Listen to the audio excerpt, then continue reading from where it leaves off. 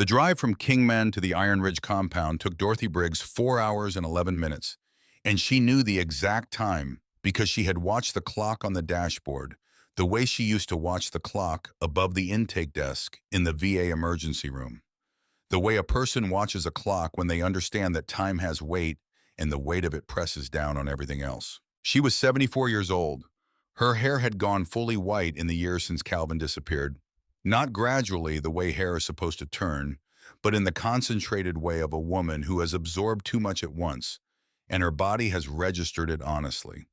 She drove a 2009 Ford pickup that had belonged to her husband Ray before the heart attack, and the cab still smelled faintly of Ray's work gloves, even after 9 years. And she had never done anything about that smell because she was not a person who did things about smells that still had someone in them. In the passenger seat sat a canvas tote bag containing a thermos of black coffee, a peanut butter sandwich wrapped in wax paper, and a sketchbook bound in dark green cloth with the initials CB pressed into the lower right corner. Not her initials, his. She had found the sketchbook 2 weeks ago when she had finally gone to clear out what was left of Calvin's things from his apartment storage 9 years after the accident. That was not an accident, and she had stood in the middle of that unit holding it for so long that the fluorescent light overhead cycled off on its motion sensor, and she had stood in the dark with it not moving, not doing anything except understanding what she was holding and what it meant that she had found it there. She had not cried.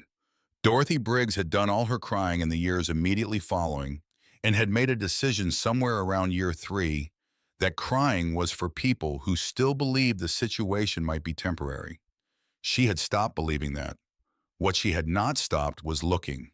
The road to the Iron Ridge compound wound through scrub desert the color of old bone in dry summer heat that had not broken even in late September because the desert in this part of Arizona took its time releasing anything it had decided to hold. She had written the compound's address on a piece of paper and folded it into her shirt pocket and did not need to look at it again because she had memorized it the same way she had memorized drug dosage charts and blood pressure thresholds and the names of every patient she had ever admitted in 31 years of emergency nursing at the Veterans Administration Hospital outside Kingman. Some people memorize by repetition. Dorothy memorized by understanding why something mattered. This address mattered. It mattered because of the 4th phone call from Victor Langley. Not because of what he had said on that call, because of what his voice had done around the edges of what he said. The space between the controlled professional words. She had been a triage nurse for most of her working life. You learned in that work to hear what people were not saying. The particular quality of controlled urgency that meant someone needed something badly and was working hard not to show you how badly. Langley's voice on the 4th call had that quality in a way the first 3 calls had not. He was getting closer to something. She did not know precisely what, but she knew that a man who had already sent someone to go through her storage closets was not a man she could handle on her own. She had driven past the Iron Ridge compound once before, 2 years after Calvin disappeared, when she was still making the rounds of everyone who had known him. She had not stopped then. The men on the lot had looked at her truck from the gate with the particular watchfulness of people observing something that had wandered into the wrong territory, not hostile exactly, just assessing, and she had kept driving because she had not yet had anything to say that was worth the conversation. Now she had the sketchbook. She turned off the highway onto the gravel access road and felt the tires adjust and heard the crunch of it under the frame of the truck. The compound was larger than she remembered from that single slow pass 2 years after Calvin disappeared. 3 main buildings in a long garage bay running the length of the east side, its roll-up doors open to the morning, and a lot that could hold 100 vehicles easily, and today held close to 80. Out-of-state license plates on a significant portion of the bikes. Flags she recognized from Calvin's descriptions of the organization. A regional gathering of some kind. She had not known about it. She decided it did not change her plan. She parked at the far edge of the lot, away from the rows of motorcycles, and sat for a moment with the engine off and her hands in her lap. Through the windshield, she could see men moving in and out of the garage bay, and smaller clusters of people near the picnic tables along the south fence, and a card game happening under the shade of the east building's overhang. The accumulated ease of a community that had been in the same place for several days already and had settled fully into itself. She reached over and picked up the sketchbook. Calvin had been 31 years old when he disappeared. He had his father Ray's build broad through the shoulders and long in the arm, and Dorothy's own dark eyes. The combination had made him look as a grown man, like someone out of a different era, a person who would have been equally at home in a saddle or at a workbench. He had been riding with the Iron Ridge chapter for 4 years by the time of the charity ride. She had not loved that about him at first, had carried the standard worries of a mother who understood what motorcycles could do to a body, but she had come over time to understand what the chapter was to him. The men he rode with were serious people who took their commitments seriously, and Calvin had always needed that kind of structure around him, the kind that came from genuine, earned trust and shared values, rather than from rules handed down by institutions that had never asked him what he thought. She had not thought of the chapter as allies until the sketchbook showed her what Calvin had been trying to do in the last weeks of his life. Now she thought of little else. She got out of the truck and walked across the lot toward the compound gate. A man near the gate looked up when she was still 30 feet away. Mid-40s, thick through the neck, a cut-off vest with chapter patches she recognized from Calvin's photographs. He watched her approach without moving toward her or away the precise stillness of someone trained to observe before deciding. She walked to him directly. Direct had always been her best speed. It had served her for 31 years in emergency rooms, where ambiguity cost time and time cost lives. "I'm Dorothy Briggs," she said. "Calvin Briggs was my son. I need to speak with whoever runs this chapter." The man held her gaze for a moment. Something shifted in his face. Not recognition exactly, but something adjacent to it. The expression of a person encountering a name they were not prepared to encounter in this context. On this morning, from this particular woman standing in front of them. "Stay here," he said. It was not dismissive. He was being careful, which she appreciated. She waited. In 31 years of emergency medicine, you learn to wait without showing the weight of the waiting. It was one of the most useful skills the work had given her and one of the least acknowledged. She stood with the sketchbook under her arm and watched the garage bay and the light coming through it, and thought about Calvin at 27 years old, sitting at her kitchen table with his coffee, trying to explain to her what it felt like to finally be somewhere that felt like somewhere he genuinely belonged. She had listened. She had understood more than she had let on, because understanding more than you let on was also something emergency nursing had taught her. The man came back with another man behind him. This one was 58 or close to it. Silver hair cut short against his head, arms covered from wrist to shoulder in the accumulated ink of decades, each layer of artwork, the record of a specific era of a specific life. He walked with the particular steadiness of a person who had stopped hurrying through things long ago and had found that things got done just as well, possibly better. His face had the quality of deep stillness that Dorothy recognized from her years in trauma rooms as the face of someone for whom shock was no longer available, who had seen enough of the hard edges of things that the world's capacity to surprise them had been substantially reduced. He stopped in front of her and looked at her with the full weight of genuine attention. "Jack Sullivan," he said. "They call me Hammer." "Dorothy Briggs." She held out the sketchbook. "My son Calvin rode with your chapter for 4 years. He disappeared 9 years ago on a charity ride your organization co-sponsored. I have been trying to find out what happened to him ever since, and I have recently come into possession of information that makes me believe this is where I need to start." Hammer looked at the sketchbook without taking it yet. "What kind of information?" "A man named Victor Langley has contacted me 4 times in the past 2 years, asking to purchase any original artwork my son left behind. He claims they had a prior business arrangement. My son never mentioned this man to me once in his life." She met Hammer's eyes directly. "3 weeks after his last call, someone entered my home while I was out and went through the boxes I have in storage from Calvin's apartment. Nothing was taken. Only those specific boxes were disturbed." The man who had come to get Hammer said nothing, but his jaw had changed. "What's in the sketchbook?" Hammer said. "My son's drawings, and mine." She paused. "I have been painting since before Calvin was born. He learned to draw by watching my hands when he was small. There is something in those pages I want you to see. Hammer studied her for another moment. Then he glanced at the garage bay and back. Come inside, he said. The garage smelled of machine oil and paint solvent, and the particular dry warmth of metal that has absorbed years of Arizona sun. It was organized with the precise efficiency of a space that worked for a living, the kind of organization that develops over decades and becomes so embedded in a place that it looks effortless. Workbenches ran along two walls. The tool organization was institutional in its thoroughness. The floor had the layered marks of decades of serious craft. A dozen men were working or watching or doing the particular thing that people do in functional spaces when a newcomer enters, which is continue what they were doing while tracking the newcomer without appearing to track them. Hammer led Dorothy to a central workbench and cleared a section of it with a single economical gesture. Two men moved to give her room without being asked. Let me see it, Hammer said. Dorothy set the sketchbook on the bench and opened it to the first page without preamble. She had been a nurse. She understood the importance of not preparing people for what they were about to encounter, because preparation changed perception, and she needed Hammer to see this with clear eyes. He looked at the first page. His face did not change. He turned to the second, the third. Somewhere around the fifth page, a man behind him moved closer without appearing to decide to do so. Drawn the way people are drawn to something they need to be nearer to, even when they can't yet articulate why. The sketchbook held 60 pages.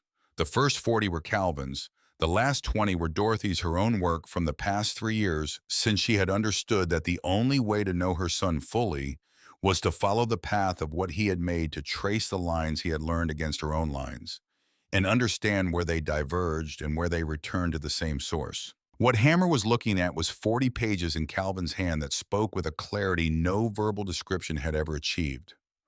Calvin Briggs had possessed a gift that had come through Dorothy and through her own father before her, and had arrived in Calvin with a force that sometimes surprised even her. And she had been watching it develop since he was 4 years old, and had drawn an anatomically precise rendering of their kitchen table on the back of a grocery receipt and handed it to her without comment.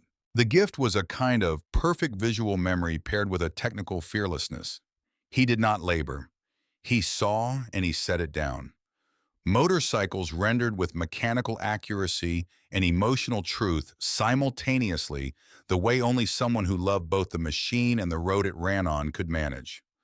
Portraits that captured a specific person in a specific, unrepeatable moment without flattening that moment into mere likeness. And threaded through all of it, the hidden structural choices, the way he built meaning into negative space, the embedded elements worked into compositions that required knowing they were there to find them, the signature flourishes he had learned from her and made entirely his own. The man who had moved closer was Pete Larson. Dorothy would learn his name shortly. He reached the workbench when Hammer was on page 22 and looked at what was there and put one hand on the edge of the bench and gripped it.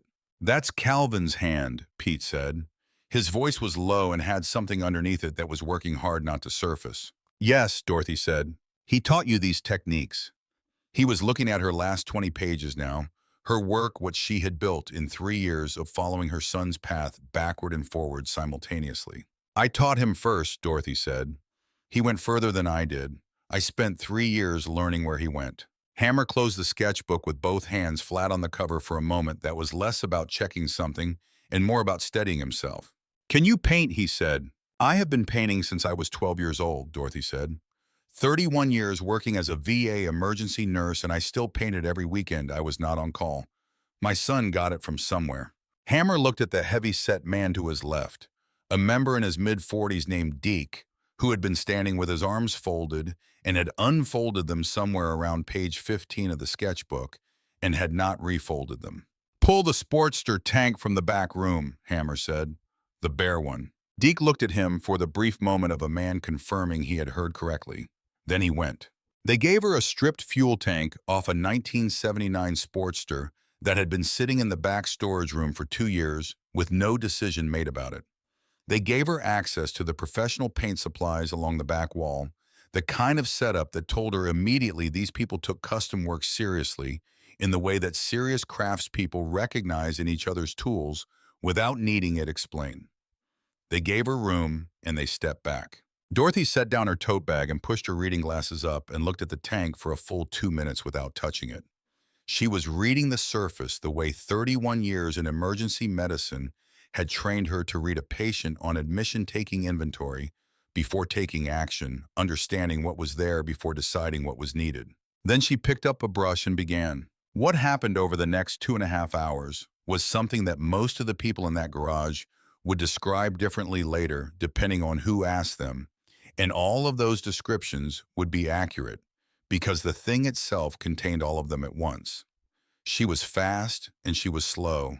She was completely focused and seemed to be watching something other than her own hands. She moved through the work the way she had always moved through difficult procedures in her career, with the quality of attention that comes from understanding that what you are doing matters and that every choice will show in the finished thing. Some of the men drifted away and came back. Some stayed the whole time. By the 90-minute mark, there were 20 people standing around the workbench who had not been there at the start. Pete Larson had ridden with Calvin for 3 of his 4 years with the chapter. He had watched Calvin work in this garage on a dozen Saturday mornings over those years.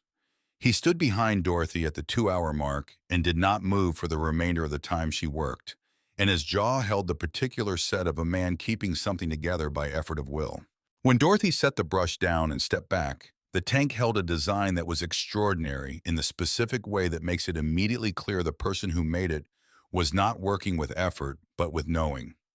The chapter's imagery rendered at a technical level that belonged to someone with decades of practice behind them, and layered within the larger design, nearly invisible unless you understood to look for it, the same hidden structural choices that filled the first 40 pages of the sketchbook. The same signature flourishes, the same compressed logic of a person who believed that what was built into a thing was as important as what rode on its surface. Pete stepped forward and stood in front of the tank for a long time. Then he turned and walked to the far end of the garage and stood there with his back to the room. He was there for several minutes. When he came back, his eyes were red. He did not mention this, and no one else did. Hammer had not looked away from the tank during any of this. When he finally turned to Dorothy, his face held the same deep stillness it had always held, but something had moved underneath it that had not been there before. "Your son painted like this," he said. "My son painted better than this," Dorothy said. "I am what he started with. He went further." Hammer was quiet for a moment. Around them, the sound of the compound continued, engines and voices, and the ordinary noise of 80 people occupying a shared space in the middle of a Saturday morning. None of it touched the particular quiet that had formed around this workbench. "You said a man named Langley has been calling you," Hammer said. "4 times. And someone went through your storage." 3 weeks after his last call, Hammer looked at Pete. Something passed between them that required no words. "You're staying here this weekend," Hammer said to Dorothy. It was not framed as a question, and she did not treat it as one. "That was my intention," she said. "We have rooms in the back building." He looked at her with full attention. "Tomorrow morning early, you're going to sit down with me and Pete and some others, and you're going to tell us everything you know about Victor Langley." He picked up the fuel tank, examined the artwork one final time, set it back down. "And we're going to tell you everything we remember about what happened on that charity ride 9 years ago." Dorothy had been holding herself together for 9 years with the internal discipline of a woman who understood that the truth could not afford for her to fall apart. She held herself together now. "All right," she said. "One more thing," Hammer said. She waited. "Calvin was one of the best people this chapter ever had. Not because of the paintings, though those were something. Because of who he was." He paused. "Whatever you came here looking for, Mrs. Briggs, you're going to find it. But you're going to find things you weren't expecting alongside it. You understand me?" Dorothy Briggs, standing in a garage full of people who had known her son in ways she was only beginning to understand, thought about 4 phone calls and a broken window and 9 years of an absence shaped exactly like her boy. "I understand," she said. She didn't, not fully, but that was about to change. They gave her a room in the back building, small and clean, with a cot and a window that faced the main lot. She sat on the edge of the cot and held the sketchbook in her lap and looked out the window at the evening light crossing the compound and thought about what it meant to be in a building Calvin had walked through, in a space that had held him, surrounded by people who carried his memory in the specific ways that people carry the memory of someone they chose rather than someone they were assigned. Grief is not a single thing. Dorothy had learned this over 31 years of standing in the rooms where families received the worst news of their lives. She had watched the same loss land differently in every person who received it, not because the loss was different, but because every relationship was a different country with its own weather and its own particular dark. The people in this compound had lost Calvin too. They had lost him differently than she had. Sitting in that small room, she felt for the first time the full dimension of that truth. How much of his adult life had been shaped here? How much of who he had become in those last years was formed in relationship to these people and this place, and how much of that she had not known because she had not been here to know it. She had been his mother. She had known him completely in certain ways and not at all in others. And that was not failure. That was simply the geometry of a person existing in more than one relationship at a time. She opened the sketchbook to the last page. It was different from every other page in the book. Not a drawing or a design study or a technical reference, but just words written in Calvin's careful hand and a date. The date was 5 days before the charity ride. She had read the words so many times she no longer needed to read them. She read them again anyway. The truth is in the work. If you can't say it out loud, build it in. Someone who knows how to look will find it. She closed the sketchbook. Outside, someone started an engine, and the deep rolling note of it moved through the walls and settled in her chest in a place she had not expected it to reach. She thought about the 5 days between when those words were written and when he had left for the ride. She thought about what a person does in those 5 days when they have already understood that what they have found is dangerous and have already decided they cannot look away from it. They prepare. They set things up so that the truth survives even if they do not. She put her hand flat on the cover of the sketchbook and sat with that for a long time. Pete Larson knocked on her door at 6 in the morning with 2 cups of coffee and the expression of a man who had made decisions about what he was going to say and was now arriving to honor them. She had been awake since 4. She stepped aside to let him in without speaking. He sat in the room's single chair. She sat on the edge of the cot. The coffee was black and strong, and she held it in both hands and waited for him to find a start. "I rode with Calvin for 3 years," he said. "From the summer he came to us until the charity ride." He wrapped both hands around his own cup. "I watched him paint 100 times in this garage. When you were working on that tank yesterday, I had to walk away from the room." "I know," Dorothy said. He looked at her. "Not because it looked like his work." He stopped. Because it was his work. The exact same decisions, the exact same place his eye went on a surface, the exact same instincts about what to leave alone. He shook his head slowly. "I have been around custom painters for 30 years. I know what influence looks like. I know what imitation looks like. What you did yesterday was neither of those things." "He learned it from me first," Dorothy said. "I was painting before he was born. When he was small, I used to work at the kitchen table after Ray went to sleep, and Calvin would sit in the chair across from me and watch for as long as I let him stay up. I thought I was just keeping him company. He was absorbing everything." "That's exactly what happened," Pete said. He was quiet for a moment, the silence of a man organizing things he had been carrying a long time. "What did he tell you about the charity ride before he left?"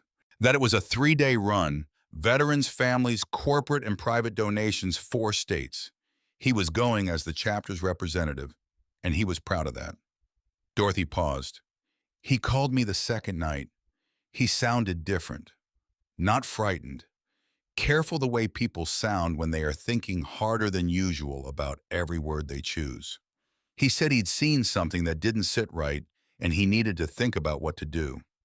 I asked him what he meant. He said he'd explain when he got back." The silence that followed had weight. "The official version was a single-vehicle accident," Dorothy continued. "Night rural highway, a curve on Route 9 he supposedly misjudged. No witnesses, no other vehicle involved. The investigating officer closed the case in 6 weeks. I've read the file 30 times. It was thin in the places where files get thin when someone has decided they should be thin." "Neither did we," Pete said. We looked for 2 years, paid people to ask questions in places where questions aren't easy to ask. We kept running into nothing, not absence of evidence. The specific presence of nothing that tells you someone has been there before you and cleaned up very carefully. Dorothy absorbed that confirmation. She had known it the way you know things, when the knowing of them has no practical use but refuses to leave you alone. Hearing it said aloud by someone who had run into the same wall from a different direction settled something in her that had been unsettled for 9 years. "What did Calvin tell you before the ride?" she said, "about what he thought he was finding?" Pete looked at his coffee. He said he'd found a discrepancy in the fund accounting for the event. He'd been talking to veterans, families along the road, and what they were describing in terms of the support they received didn't match what was being publicly announced about how much had been raised and what organizations would receive. He said the gap was too large to be a mistake. He said it was systematic. A pause. He said, "Pete, if I find what I think I'm going to find, I need to document it the right way. Not just write it down. Document it the way I know how to document things." The room understood what that meant. Dorothy understood it completely in her bones and her hands. The morning meeting was in the back office, a room that had been accumulating the paperwork of decades along every wall and had a long table scarred with coffee rings and a few paint marks from people who had come in from the garage without quite finishing cleaning up. 7 people gathered. Dorothy was the oldest in the room by at least 15 years. Hammer sat at the head of the table, Pete to his left. To his right, a woman named Rosa, mid-50s, with sharp, economical eyes and the particular efficiency of someone who runs things and has been running them long enough that she no longer needs to announce herself to be understood. Rosa had been the chapter's financial officer for 10 years, including the year Calvin disappeared. 3 senior members filled out the other seats. Carl, a man in his mid-60s, with the deliberate patience of someone who believed that most things became clearer if you waited long enough before speaking. Jimmy, quiet and watchful, and at the far end of the table saying nothing but missing nothing. A man they called Dutch, who had apparently been present at every significant event in the chapter's history for over 30 years and remembered all of it without effort. "Tell us about Langley," Hammer said. "Everything."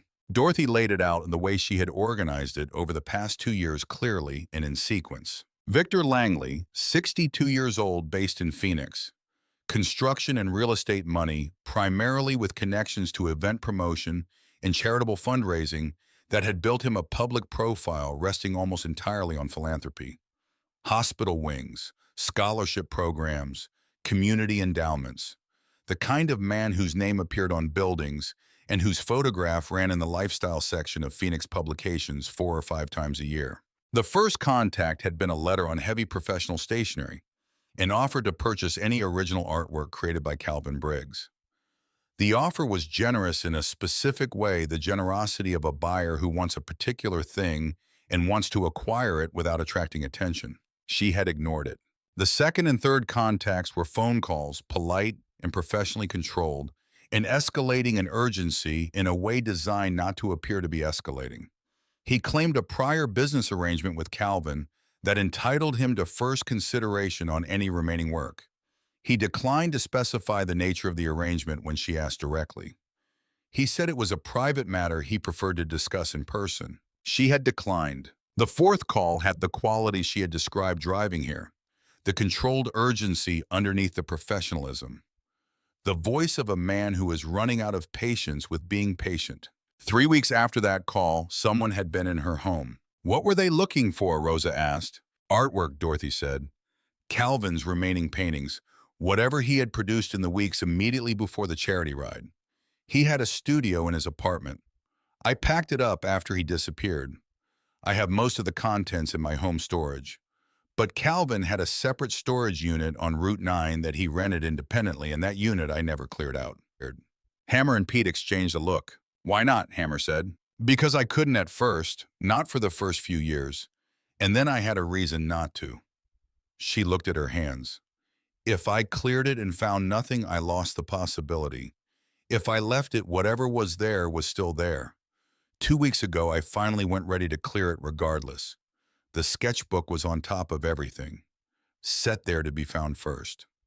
She paused. There is more in that unit. I did not go through everything, but I believe what is there is what Langley has been looking for. Carl said very quietly. There's another storage unit on Route 9 that we need to talk about. Everyone at the table looked at him. He had the expression of a man about to set down something he had been carrying alone for a long time. He placed his hands flat on the table and looked at Dorothy. The chapter kept a separate unit at the same facility, Carl said. Unit 14, Calvin used it for overflow work reference materials pieces he wasn't currently working on but wasn't ready to let go of. When he disappeared, we paid the rent on it for 3 years. He paused. Then the facility changed owners. The new owner man named Garrett called us and said he'd been holding the unit out of respect, but he was considering selling the property and we needed to decide what to do. He looked at the table. I went out there. I had a key. I stood in front of that door and I put my hand on it and I could not open it. I didn't know what I was looking for. I didn't know what was in there. I just knew that opening it without knowing felt wrong, like I'd missed something. Like whatever was there deserved the right person to be the one to find it. He looked at Dorothy. So I locked it back up. I paid for another year of storage out of my own pocket, and I told Garrett to hold it. 6 years ago, Hammer said. 6 years ago. I've been sending Garrett a check every 6 months. He never asked questions. The table was very quiet. Dorothy looked at Carl and understood what those 6 years had cost a person in the particular currency of wondering whether you had made the right call. Take me there today, she said. They went that afternoon. Garrett, a man in his late 60s with the weathered patience of someone who had been doing one thing long enough that most other things had stopped surprising him, met them at the gate of the storage facility on Route 9 and looked at Dorothy when Carl introduced her. Calvin's mother, he said, not a question. He was quiet for a moment. I should have done more. I never knew who to call. You waited, Dorothy said. That was the right thing. He led them to Unit 14 at the back of the row. Carl had the padlock key on a ring he had carried in his pocket for 6 years. Dorothy watched his face as he approached the door, the expression of a man approaching something he has been keeping in trust for longer than he expected and is now ready to pass forward. The lock opened. The door rolled up. The smell came first. Turpentine and linseed oil and dry stored canvas, and underneath all of it, barely there, the ghost of Calvin's studio that she had thought she had lost completely 9 years ago and had apparently been keeping without knowing it, in whatever part of the mind holds the memories you most need to survive. She stood in the entrance and breathed it. Nobody spoke. She stepped inside. The unit was organized with the precise logic of someone who knew exactly where everything was and fully expected to return for it. Reference books in labeled crates, supply boxes stacked by type and medium, wooden frames along the left wall, and along the back wall in flat storage racks canvases. Dozens of them stacked and sorted and waiting. Dorothy moved through the space the way Calvin had taught her to move through a collection, reading surfaces, first understanding context before touching anything, seeing the whole before going to any part of it. She was methodical and she was slow, and no one asked her to hurry. She was in the third rack when she stopped. Her hand was resting on the edge of something wrapped differently from everything else around it. Heavier, rolled rather than stretched and flat wrapped in a second layer of oilcloth, tied with a double knot she recognized before she had consciously registered recognizing it. She had taught him that knot. It was the knot she used when wrapping work she needed to protect from humidity and slow damage, the knot she had shown him when he was 19 and she had found an early canvas warped because he hadn't understood yet how to store oil work properly. She had sat at the kitchen table and shown him the double wrap and the particular knot, and told him if you want it to last, you have to protect it like it matters. He had watched her hands and learned it in one sitting and never forgotten it. She stood looking at the wrapped roll without moving. That's it, Pete said behind her. He couldn't see what she saw, but he could see her, and he had been watching her long enough by now to understand when she had found something that mattered. She moved the surrounding canvases with care and lifted the wrapped roll free of the rack. It was heavy in the way of serious canvas, carrying serious paint. She carried it to the cleared space near the open door where the afternoon light came in and set it upright and untied the knot and began to unroll it slowly, walking the canvas out section by section, with her knee holding one end down and her hands walking forward. At first, it looked like an accident scene. A motorcycle and a vehicle on a night road, the brushwork dark and expressionistic in the style Calvin used for serious emotional work, the style he had developed far beyond anything she had taught him, the place where his gift operated at its deepest level. The scene was violent and chaotic and real, with the specific realness that only first-hand witness creates, not imagined, not staged. The record of something a person had seen and could not unsee, and had needed to set down before that seeing was lost. She kept unrolling. In the center of the composition, among the darkness and the motion of the crash, three faces, painted with a precision that had nothing to do with the expressionism surrounding them. Portrait-grade clarity, photographic accuracy, the kind that can only come from someone who has seen those faces clearly and has remembered them with the specific fidelity of a person who understands exactly why the memory matters. Dorothy had spent 31 years in emergency medicine. She did not flinch from difficult things. She looked at each face in turn and held each one in her mind the way she had been trained to hold important information fully and without rushing past it. One face she did not recognize. One face she had seen in a Phoenix News segment about a charitable hospital dedication 6 months ago. One face she had seen at the top of a letter in her kitchen drawer. Victor Langley. She made herself keep unrolling. The lower section was different from the upper. Not the crash scene, but something denser and more deliberate.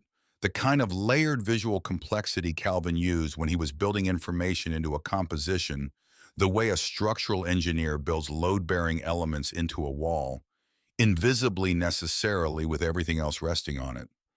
Dates rendered as part of the decorative borderwork. Numbers embedded in the negative space of the design. And text, actual legible text, small and precise and protected, woven into the composition in a way that required knowing it was there to find it. Dorothy leaned close. She had spent 3 years learning to read what Calvin built into his work. She began to read. She read for a long time. Behind her, the four men were silent. Hammer crouched on one knee. Pete stood with one hand on the doorframe. Carl had his phone out, but was not looking at it. Garrett had stepped back to the fence and was looking at the sky. When Dorothy sat back on her heels, the storage unit was the quietest it had ever been. The highway carried its sound in from a distance, and the light came through the open door at a long angle and fell across the canvas and across the faces Calvin had painted with his last careful hours of work. "What does it say?" Hammer asked. His voice was the voice of a man who had been waiting 9 years for this moment and was trying not to break it with the wrong word. Dorothy looked up at him. Her eyes were dry. She had decided somewhere in the past few minutes that she was not going to fall apart in this unit, that she was going to hold herself together long enough to say what needed to be said, because Calvin had built this to be found and read and used, not only to be wept over. "My son did not die in a single vehicle accident," she said. "He was run off the road. The crash in this painting is the crash. He survived it long enough to get to this unit and document everything he had found." She looked at the canvas. The charity funds. Langley was running a diversion scheme through the fundraising events, pulling money into shell accounts before it reached the veterans organizations. Calvin traced the mechanism. He documented specific transactions, specific account, routing information, specific dates, all of it embedded in this composition. And the three faces in the crash scene are the 3 men who ran him off the road. The silence that followed was the silence of a completed thing finally arriving. "One of them is Langley," Pete said. "One of them is Langley," Dorothy confirmed. Carl dialed. His hands were completely steady. "I'm calling Gerald Hoy," he said, and stepped outside. Hammer had not moved from his crouch. He was looking at the painting with an expression that Dorothy had no name for: grief and fury, and something older and quieter than either, the expression of a man confronting the full shape of something he had carried incompletely for 9 years. He looked at Dorothy. "Calvin knew someone would find this eventually," Hammer said. "He built it so the right person would find it." Dorothy looked at the canvas, at the faces her son had recorded with everything he had, at the text he had woven into the composition in the language she had given him, the language he had made his own, and use finally for the most important thing he ever needed to say. "He built it for me," she said. "He just didn't know it would take this long." Outside, the desert afternoon was burning gold, the way it burned every afternoon, indifferent to the specific weight of what was happening inside Unit 14 on a Route 9 storage lot in Kingman, Arizona. 9 years. Her boy had been waiting 9 years in a rolled canvas under a double-knotted oilcloth, wrapping patient, as paint patient, as truth patient, as a mother who had never stopped looking. She put her hand on the corner of the canvas. She did not say anything aloud. She did not need to. Carl came back in from the parking lot with the phone still in his hand and the particular expression of a man who has set an irreversible sequence in motion and is at peace with that. "Gerald Hoy is driving out tonight," Carl said. "He said do not touch anything else in the unit. Do not photograph the canvas on personal devices. Do not discuss the specifics beyond the people in this room." He paused. "He said this is significant." Dorothy looked at the painting laid out on the tarp of the storage unit floor, at the faces her son had rendered with everything he had left at the end, at the hidden text that had waited 9 years under a double-knotted oilcloth wrapping for someone with the right eyes to come looking. She thought about Calvin at 19 years old, learning the double knot at her kitchen table, watching her hands with the focused attention he had always brought to learning things he cared about. She thought about him at 31 in this unit in the dark, injured, tying that knot for the last time. He had done everything right. He had trusted the work, and the work had held. She stood up slowly, and Pete was there to offer a hand without making a production of the offering. She took it without comment. He helped her up with the quiet matter-of-factness of a man who had been around enough older women to understand that accepting help was not the same thing as needing rescue. "I need to call my daughter-in-law," Dorothy said. "Calvin's wife, Renee. She has a right to know something has been found." Hammer nodded. "Take whatever time you need." Dorothy walked to the open door of the unit and stood in the late afternoon light with the desert spread out behind the storage facility's fence line, flat and spare and indifferent in the way that large landscapes are indifferent to the specific weight of specific human moments happening inside them. She dialed. 3 rings, then Mom. Renee's voice, 46 years old, the voice of a woman who had been a widow at 37 and had raised 2 children by herself and had never once in 9 years suggested to Dorothy directly or indirectly that she should stop looking. "Renee," Dorothy said, "I'm in Kingman. I found something." A silence on the other end. Not shocked. The silence of someone who has been preparing for a call like this for a very long time and is now receiving it and finding that all the preparation in the world does not make receiving it simple. "Tell me," Renee said. Dorothy told her the shape of it. Not all the specifics, not the details that needed to stay close, but enough. The storage unit, the painting, what the painting documented, what the painting proved. When she finished, the silence stretched out longer than the first one. "He knew," Renee said finally. Her voice was the most controlled Dorothy had ever heard it, which meant she was working very hard. "He called me the second night of the ride. He said he loved me, and he said to tell the children he loved them, and he said if anything ever happened, he needed me to know that he had tried to do the right thing." A pause. "I didn't know what to do with that for 9 years. I still don't entirely, but I'm glad you found it. I'm glad it wasn't nothing." "It was never nothing," Dorothy said. He made sure of that.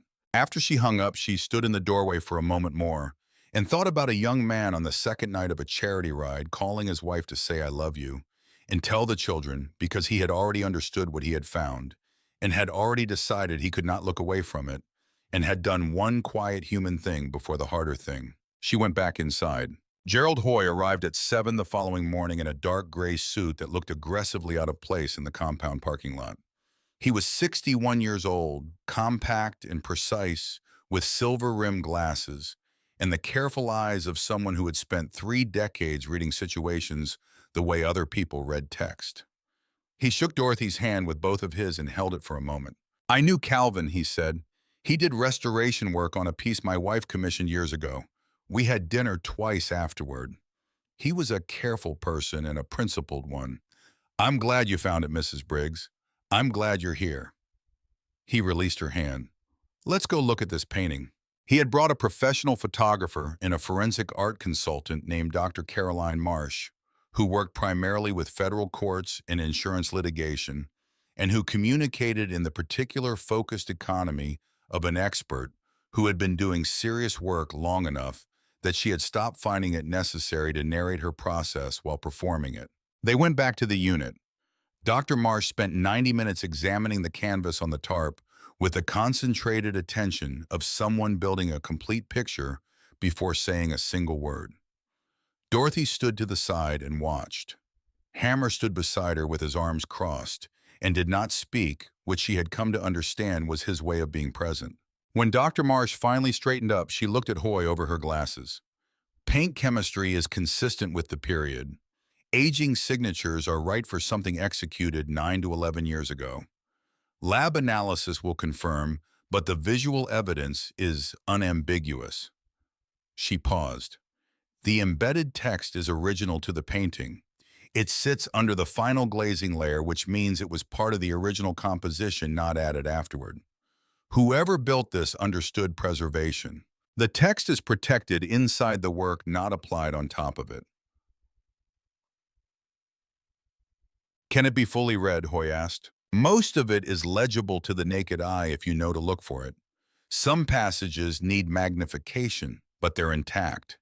The dates and numbers in the border work are completely clear. She looked at Dorothy. Did your son have any formal background in documentation, legal, or forensic training? Not formal, Dorothy said, but he was meticulous. He believed that if something was worth recording, it was worth recording in a way that lasted. Dr. Marsh nodded slowly. He recorded this correctly. Hoy turned to Dorothy. He laid it out carefully and directly. The painting constituted physical evidence of witness testimony. Calvin had documented what he had observed. The financial data encoded in the composition correlated with public records already accessible, showing discrepancies in charitable fund distributions from that period. The three faces, combined with the timeline documented in the border work, gave investigators specific individuals in a specific sequence of events. This is significant, Hoy said. Is it enough? Dorothy asked. It is enough to reopen the investigation into your son's death and to initiate a formal inquiry into Langley's financial activities from that period. Whether it leads to prosecution depends on what investigators find when they begin pulling threads. He looked at her steadily. Mrs. Briggs, this is 9-year-old evidence. Langley has had 9 years to manage his exposure. This is a beginning, not an ending. What do we do now? Now we do this completely by the book so that nothing Langley's attorneys can say later undermines the integrity of what your son left behind. He looked at Hammer. And now Victor Langley finds out that he has been looking in the wrong places for 9 years. Within 48 hours, the first development arrived from a direction Dorothy had not anticipated. Rosa appeared at the back office door the following morning with a legal pad covered in her own handwriting and the compressed energy of someone who had been working through the night and had found what she was looking for. I pulled public financial records, Rosa said. She laid the pad on the table. Every charitable event Langley organized or co-organized in this state over the past 15 years. I found 6 separate events with significant discrepancies between publicly announced fundraising totals and independently reported distributions to beneficiary organizations. She paused. 6 events over 14 years, each one using a different name, different public beneficiaries, different promotional structure, but the same underlying mechanism every time. Money raised, money diverted, organizations receiving substantially less than publicly announced. Dorothy looked at the numbers.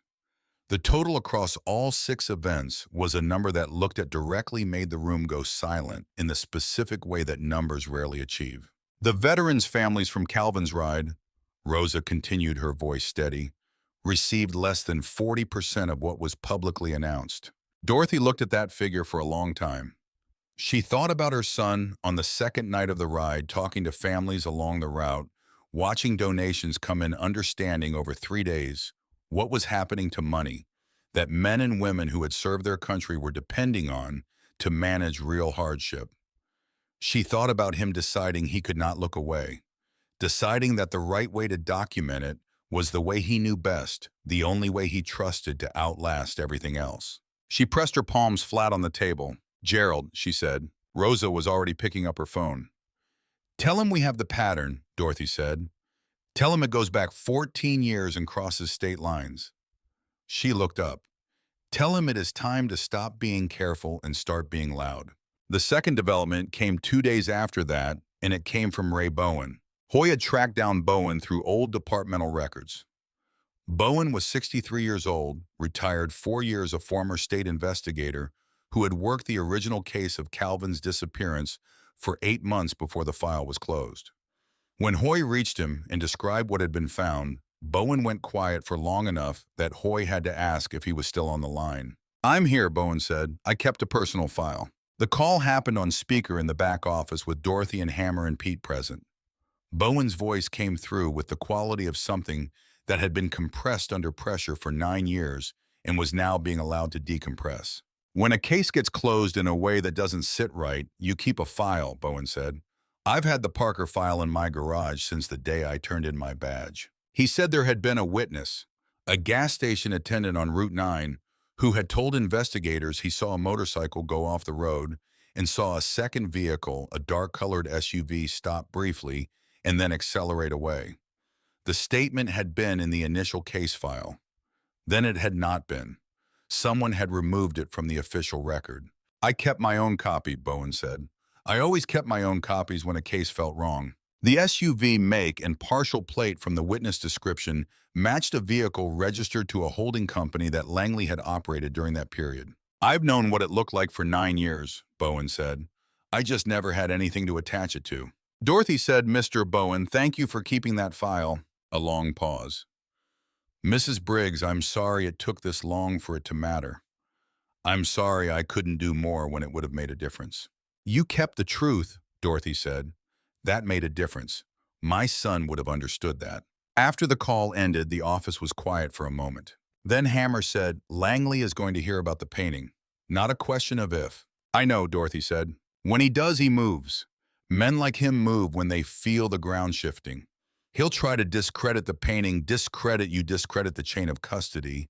He'll make it look like a grieving old woman in a motorcycle chapter with a grudge manufactured a story about a respected public figure." Dorothy looked at him steadily. "Let him try. Calvin built that painting to survive exactly that kind of attack. He built it to be authenticated. He built it to be read by someone who understood what they were looking at."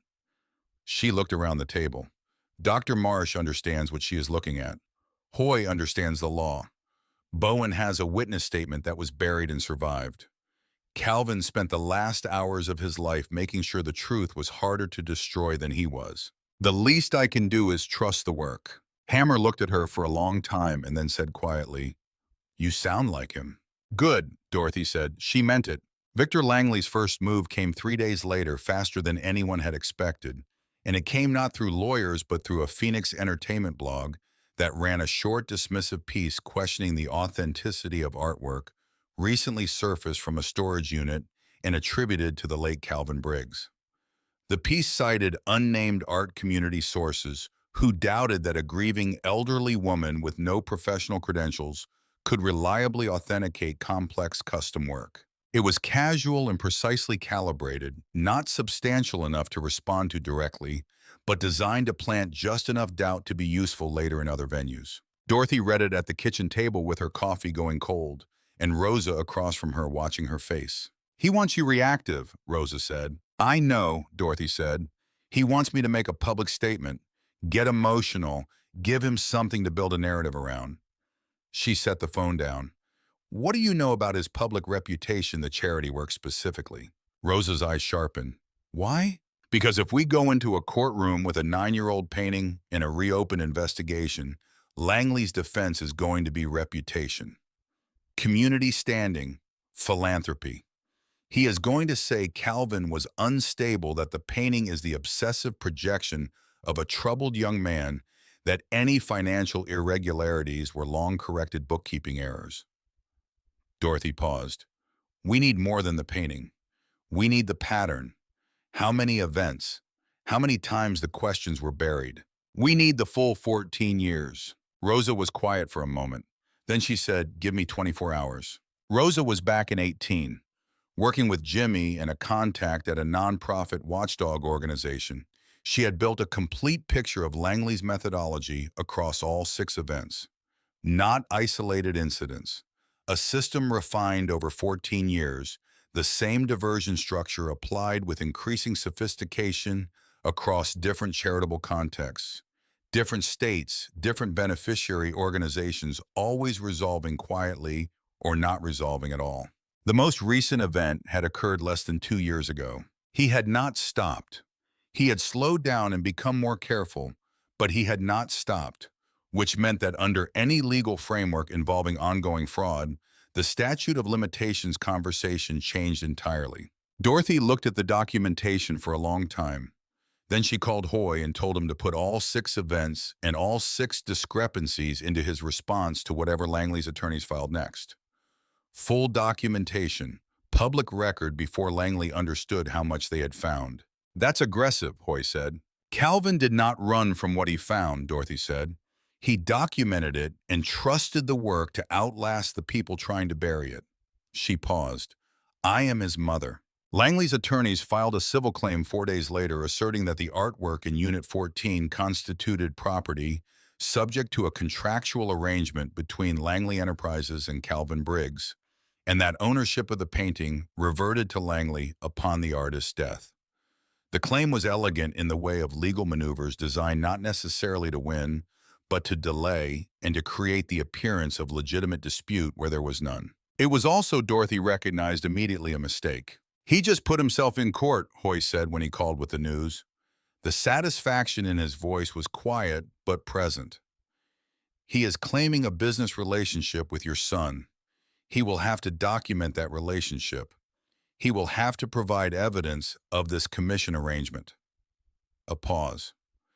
"When he cannot because it did not exist, the question becomes why he is claiming one." "He panicked," Hammer said.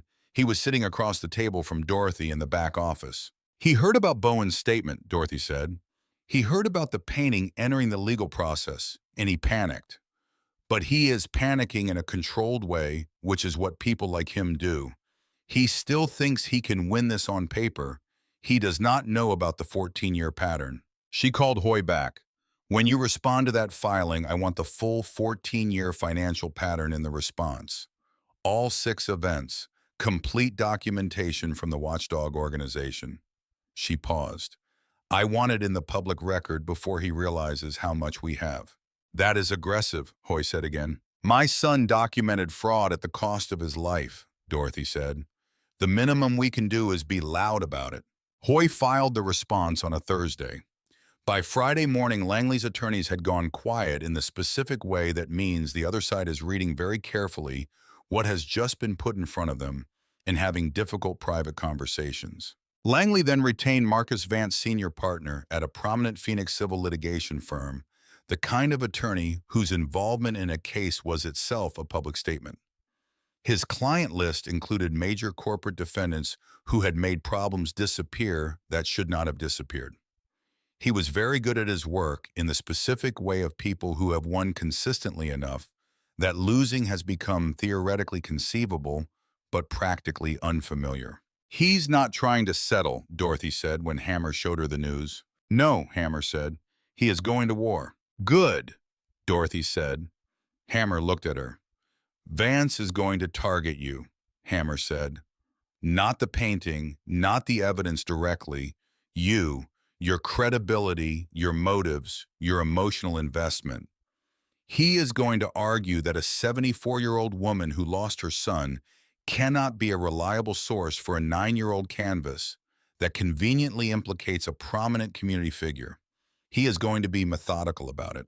"I know," Dorothy said. "You have never been in a courtroom, Mrs. Briggs." "My son did not run from what he found," Dorothy said. "He documented it and trusted that the truth was harder to destroy than the people trying to bury it." She looked at Hammer. "I am not running." Hammer studied her for a long moment. Then he picked up his phone and began making calls. Dorothy did not know who he called first. She would learn later that by 9 o'clock that morning, he had made 11 calls, every one of them to a chapter officer or senior member or longtime brother who had known Calvin. Every call was brief. Every call ended with 2 words "we're in." He had 47 yes answers by the end of the 4th day. Not everyone on the lot. Not all 90 members of the extended gathering.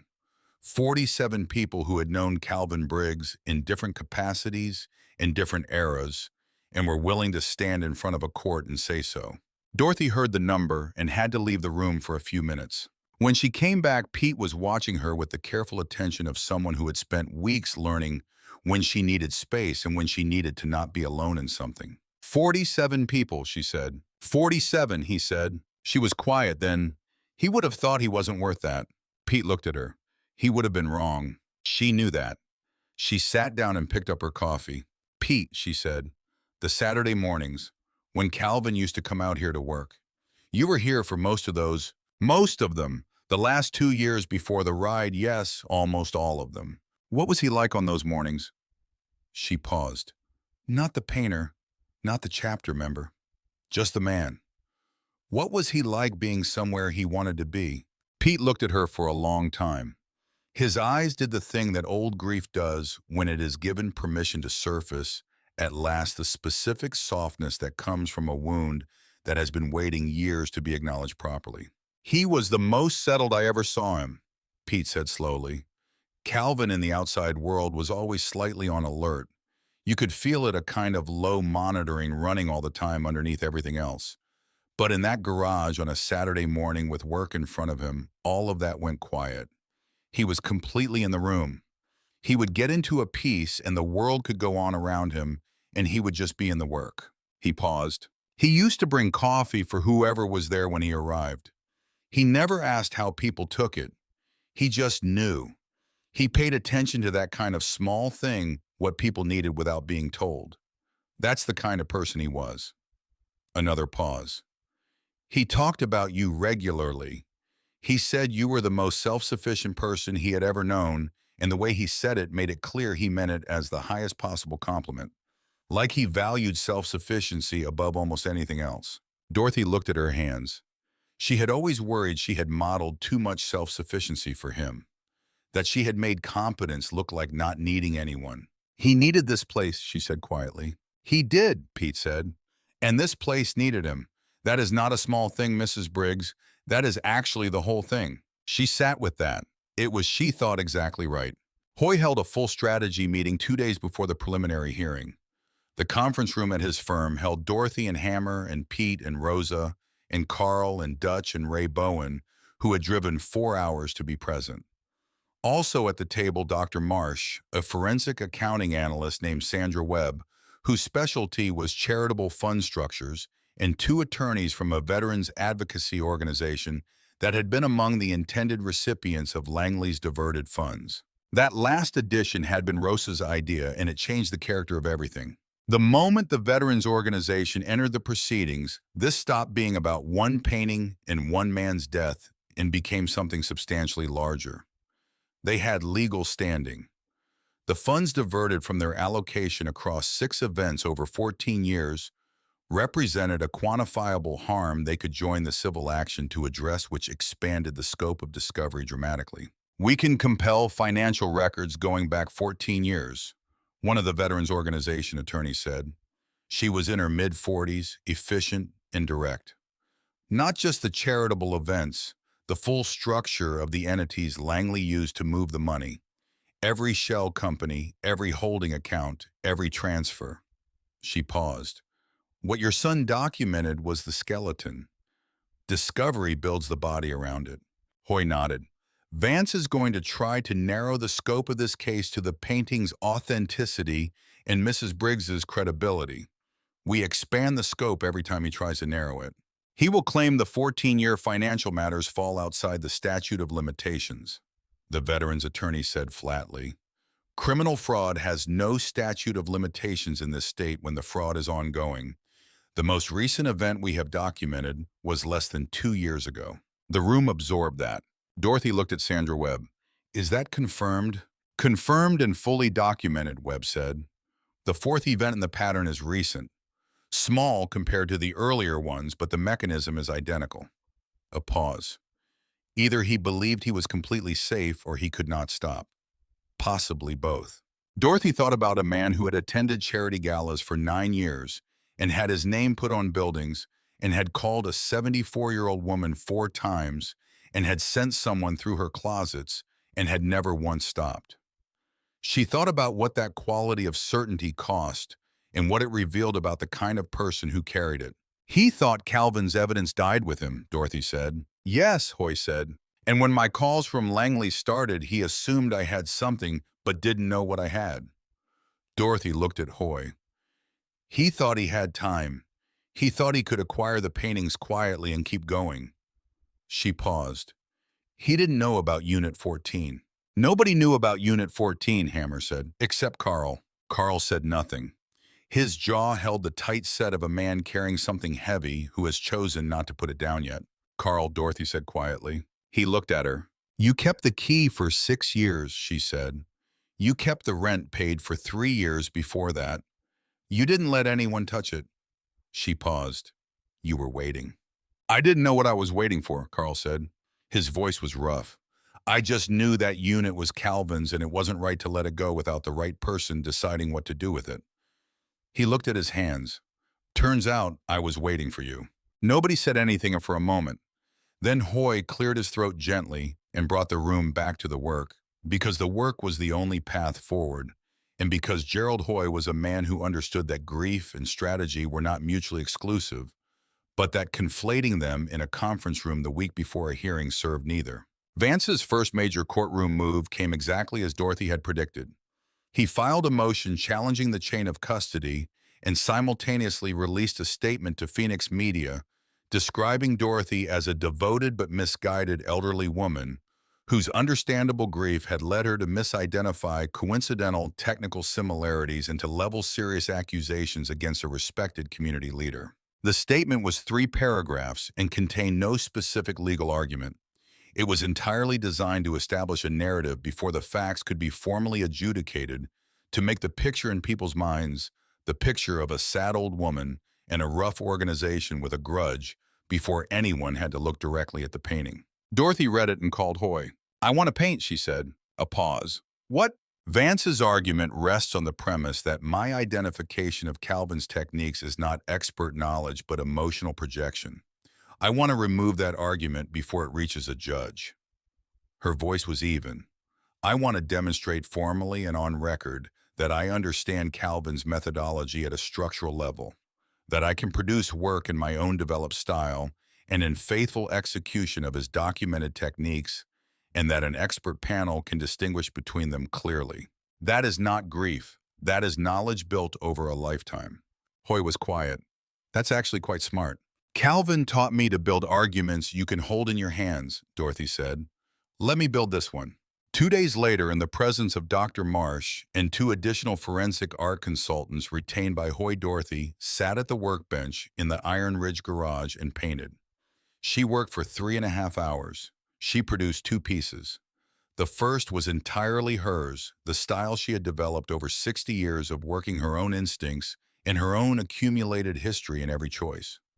The second was a deliberate, faithful execution of Calvin's documented techniques, the specific structural decisions, the hidden compositional logic, the borderwork methodology, the signature flourish in the lower left corner that she had taught him at 17, and that he had then made completely his own. The 3 consultants examined both pieces for 80 minutes afterward. Their written consensus used the phrase deep structural inheritance and noted that the second piece demonstrated not familiarity with Calvin Briggs's methods, but thorough internal understanding of their logic at a level consistent with direct instruction over an extended period.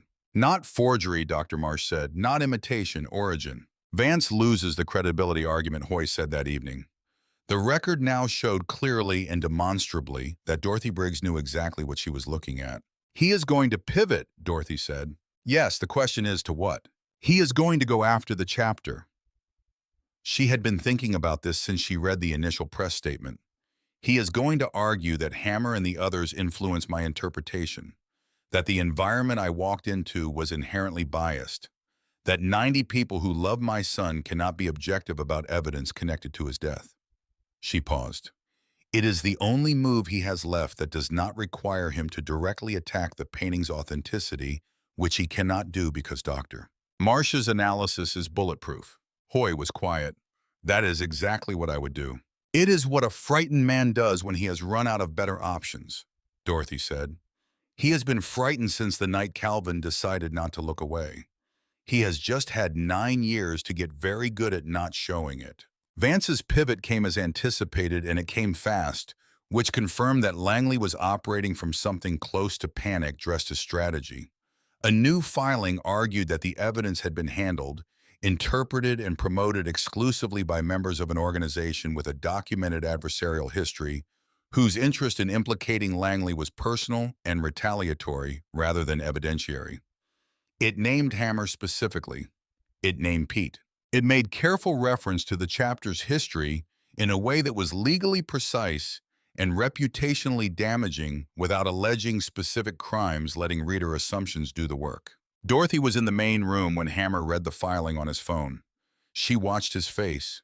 He read everything fully before deciding what he thought. He named you too, Hammer said, at the end, as someone who arrived at the chapter seeking support for a personal grievance. I know, Dorothy said. She had read Hoy's forwarded copy 30 minutes earlier. He is betting that the picture in people's minds is louder than the facts. He wants a jury or a judge or the public to see a motorcycle club and an emotional old woman instead of witnesses and documented evidence.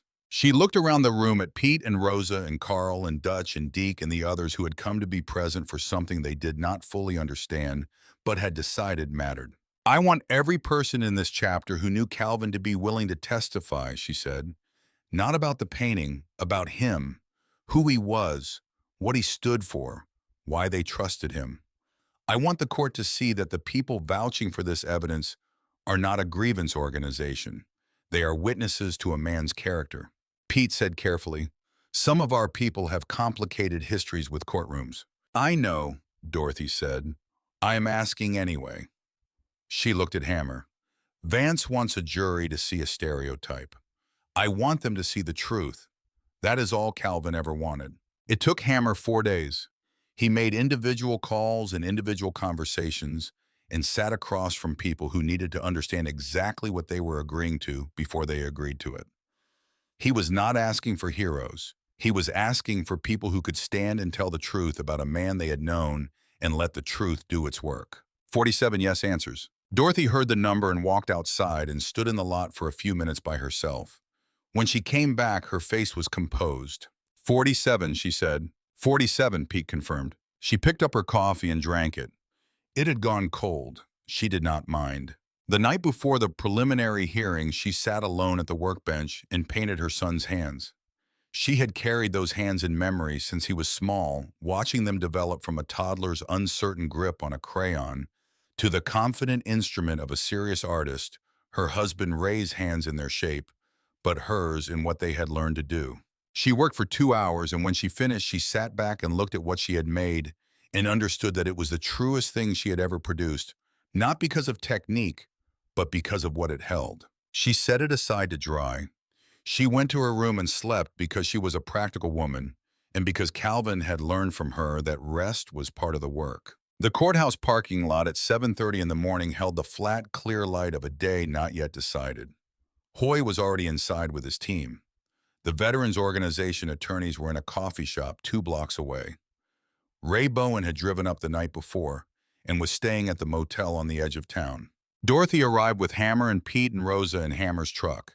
When they walked through the courthouse entrance, the security officer at the desk looked at Hammer, took in the vest and the patches and the silver hair and the physical presence of a man who had lived a long time in a certain way, and then looked at Dorothy and then looked past both of them through the glass doors at the parking lot. The parking lot was filling with motorcycles.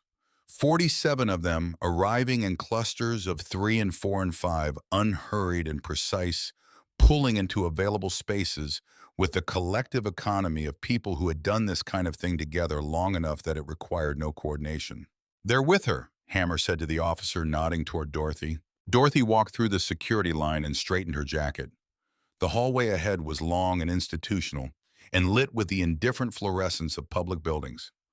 Somewhere past these doors, Victor Langley and Marcus Vance were preparing to argue that her son's final work was too old and too contaminated by association and too bound up in an old woman's grief to deserve serious judicial attention. She thought about the words Calvin had written 5 days before the charity ride. The truth is in the work. If you can't say it out loud, build it in. Someone who knows how to look will find it. She had found it.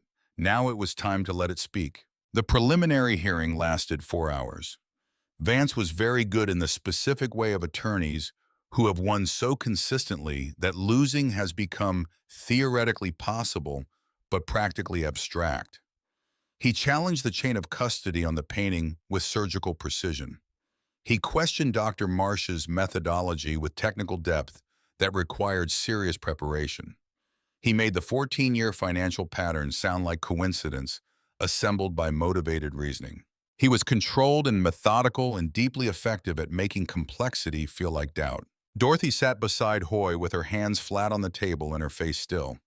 She did not look at Langley, who sat 15 feet away with the composed expression of a man who had survived difficult rooms before and expected to survive this one. When Vance finished his opening, Hoy leaned close to Dorothy. "He's good." "I know," Dorothy said. "Continue." What Hoy did over the next 90 minutes was not dramatic. It was methodical and relentless, and built from the ground up, each piece necessary to the next. He walked the judge through the forensic authentication timeline using Dr. Marsh's analysis as foundation. He layered Sandra Webb's 14-year financial documentation on top of it.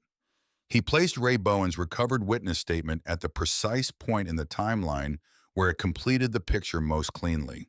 He did not raise his voice once. Vance objected 6 times. The judge sustained 2 and overruled 4. When Hoy sat down, the courtroom held a different quality of silence than the one it had started with. The judge, a woman in her late 50s named Carolyn Avery, with the focused patience of someone who had spent a career distinguishing complicated cases from cases someone was trying to make. Complicated, looked at her notes for a sustained moment before speaking. "I'm going to allow the civil claim to proceed," she said. "I'm also referring the financial documentation to the State Attorney General's office for review." She looked at Vance. "That is not a determination of guilt. It is an acknowledgement that what has been presented today warrants serious examination by the appropriate authorities." She gathered her papers. "Counsel, your client's ownership claim will be heard on its merits. I would suggest those merits be substantial." She adjourned. Vance was on his phone before he cleared the courtroom doors. Langley followed without looking at anyone. His pace steady, his expression neutral, the performance of a man who had been in difficult rooms before. But as he passed the defense table, his gaze moved involuntarily toward the canvas photographs in Hoy's case files. Just for a fraction of a second. Just long enough. Dorothy had her son's eyes. She saw it. She let out a slow breath and felt something loosen in her chest that had been coiled there for 9 years. "That is not over," Hoy said beside her. "I know," Dorothy said, "but it is different now." "Very different," Hoy said. 47 motorcycles were running in the parking lot when they walked out. The sound of them starting up one by one, and then together, was something Dorothy felt in her sternum. She stood on the courthouse steps and listened to it, and did not move for a moment. Pete came to stand beside her. He did not say anything. He understood when silence was the right thing. She thought about Calvin on a Saturday morning in the Iron Ridge garage, coffee in hand, canvas in front of him, the world going quiet around him because he was in the work, and the work was where he was most fully himself. She thought about him on the second night of a charity ride, calling his wife to say "I love you," because he had already understood what he had found and had already decided he could not turn away from it. He had trusted the work. He had trusted her. He had trusted that what was built carefully enough and protected well enough would outlast the people trying to bury it. He had been right about all of it. The Attorney General's office moved faster than anyone had expected. Hoy called Dorothy 3 days after the hearing with the quiet satisfaction of someone delivering news that confirmed what they had suspected. The AG's office had already been conducting a preliminary inquiry into Langley's charitable organizations, Hoy said, for the past 18 months following an unrelated tip from a financial regulator. The inquiry had stalled for lack of specific documentation. A pause. Sandra Webb's 14-year pattern analysis entered into the court record as a public document gave their investigators the framework they needed to understand what they had already been sitting with. They were not starting from zero, Dorothy said. They were starting from halfway and didn't know it. We gave them the map. Calvin gave them the map. Yes, Hoy said, he did. The second development came from a direction no one had anticipated. One of the three men whose faces Calvin had painted into the crash scene, not Langley, one of the others contacted Hoy's office through a private attorney 5 days after the AG referral became public knowledge. He was 60 years old. He had been living under a different name in New Mexico for 8 years. He wanted to talk. He's willing to provide a full statement, Hoy told Dorothy. The crash, the planning before it, Langley's instructions, everything he witnessed, and everything he did. His voice was careful. Dorothy, this is the testimony that turns the civil claim into a criminal prosecution. This is the case your son built completed. Dorothy was quiet for a moment. She was sitting in the kitchen with the morning light coming in and the sketchbook on the table where she had been looking at the last page again. Tell him yes, she said, and tell him something else. Tell him my son documented what happened because he believed the truth was worth protecting regardless of what it cost. If this man has been carrying what he carries for 9 years, he already understands what that cost looks like. He doesn't need me to explain it to him. The meeting happened on a Tuesday in a conference room in Flagstaff neutral ground halfway between everything. The man's real name was Thomas Guidry. He was thin and gray with the careful economy of someone who had been living carefully for a very long time and had gotten good at it in the way that people get good at things they never wanted to have to be good at. He sat across the table from Dorothy and looked at her and then at the table and then at her again. When he spoke, his voice had the quality of something compressed under long pressure releasing all at once. I've seen the photographs of your son's painting, he said. My attorney showed me the images from the court filing. He stopped. He got every detail right. He had maybe 40 minutes in that unit. 40 minutes and he got every face right. He was always exact, Dorothy said. Guidry looked at his hands. I want you to know I did not want to be there. Not because it changes anything. I know it doesn't. But because I have needed to say that to someone for 9 years, and I have not had the right person to say it to. He looked up at her directly. I owed Langley a significant debt. He told me it was to follow the motorcycle to make sure your son didn't reach anyone before Langley could manage the situation. He used the word managed. His voice tightened on the last word. I believed managed meant something different from what it meant. Dorothy held his gaze. She kept her hands flat on the table. She had been a triage nurse for 31 years. She had sat with people in their worst moments and had learned the specific discipline of giving them space to say the thing that needed saying without filling the space with her own reaction. When I understood what had actually happened, Guidry continued, it was too late to undo it. I was too afraid to come forward and too implicated to walk away. So I walked away in the other direction, and I have been living in that direction for 9 years. He pressed both hands flat on the table, mirroring her without meaning to. I am tired of it. I am tired of all of it. He looked at her. I will tell investigators everything. Every conversation, every instruction, every specific thing I know. It will not bring him back. I know that. No, Dorothy said, it won't. But it's what I have, Guidry said. Dorothy looked at him for a long moment.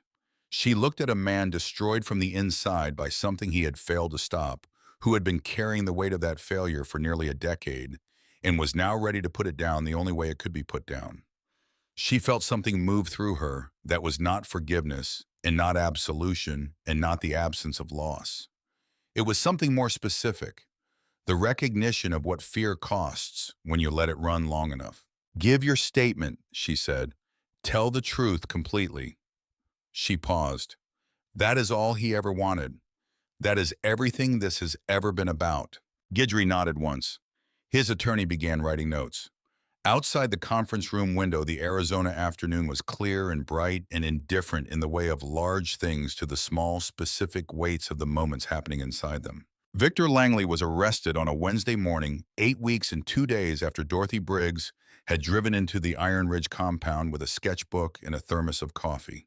The charges were substantial: fraud, conspiracy, obstruction of justice, an account connected to the events on Route 9 9 years prior that the prosecutor's office had been constructing carefully since Guidry's full statement was recorded. Langley's attorneys were present at the arrest, which meant he had known it was coming.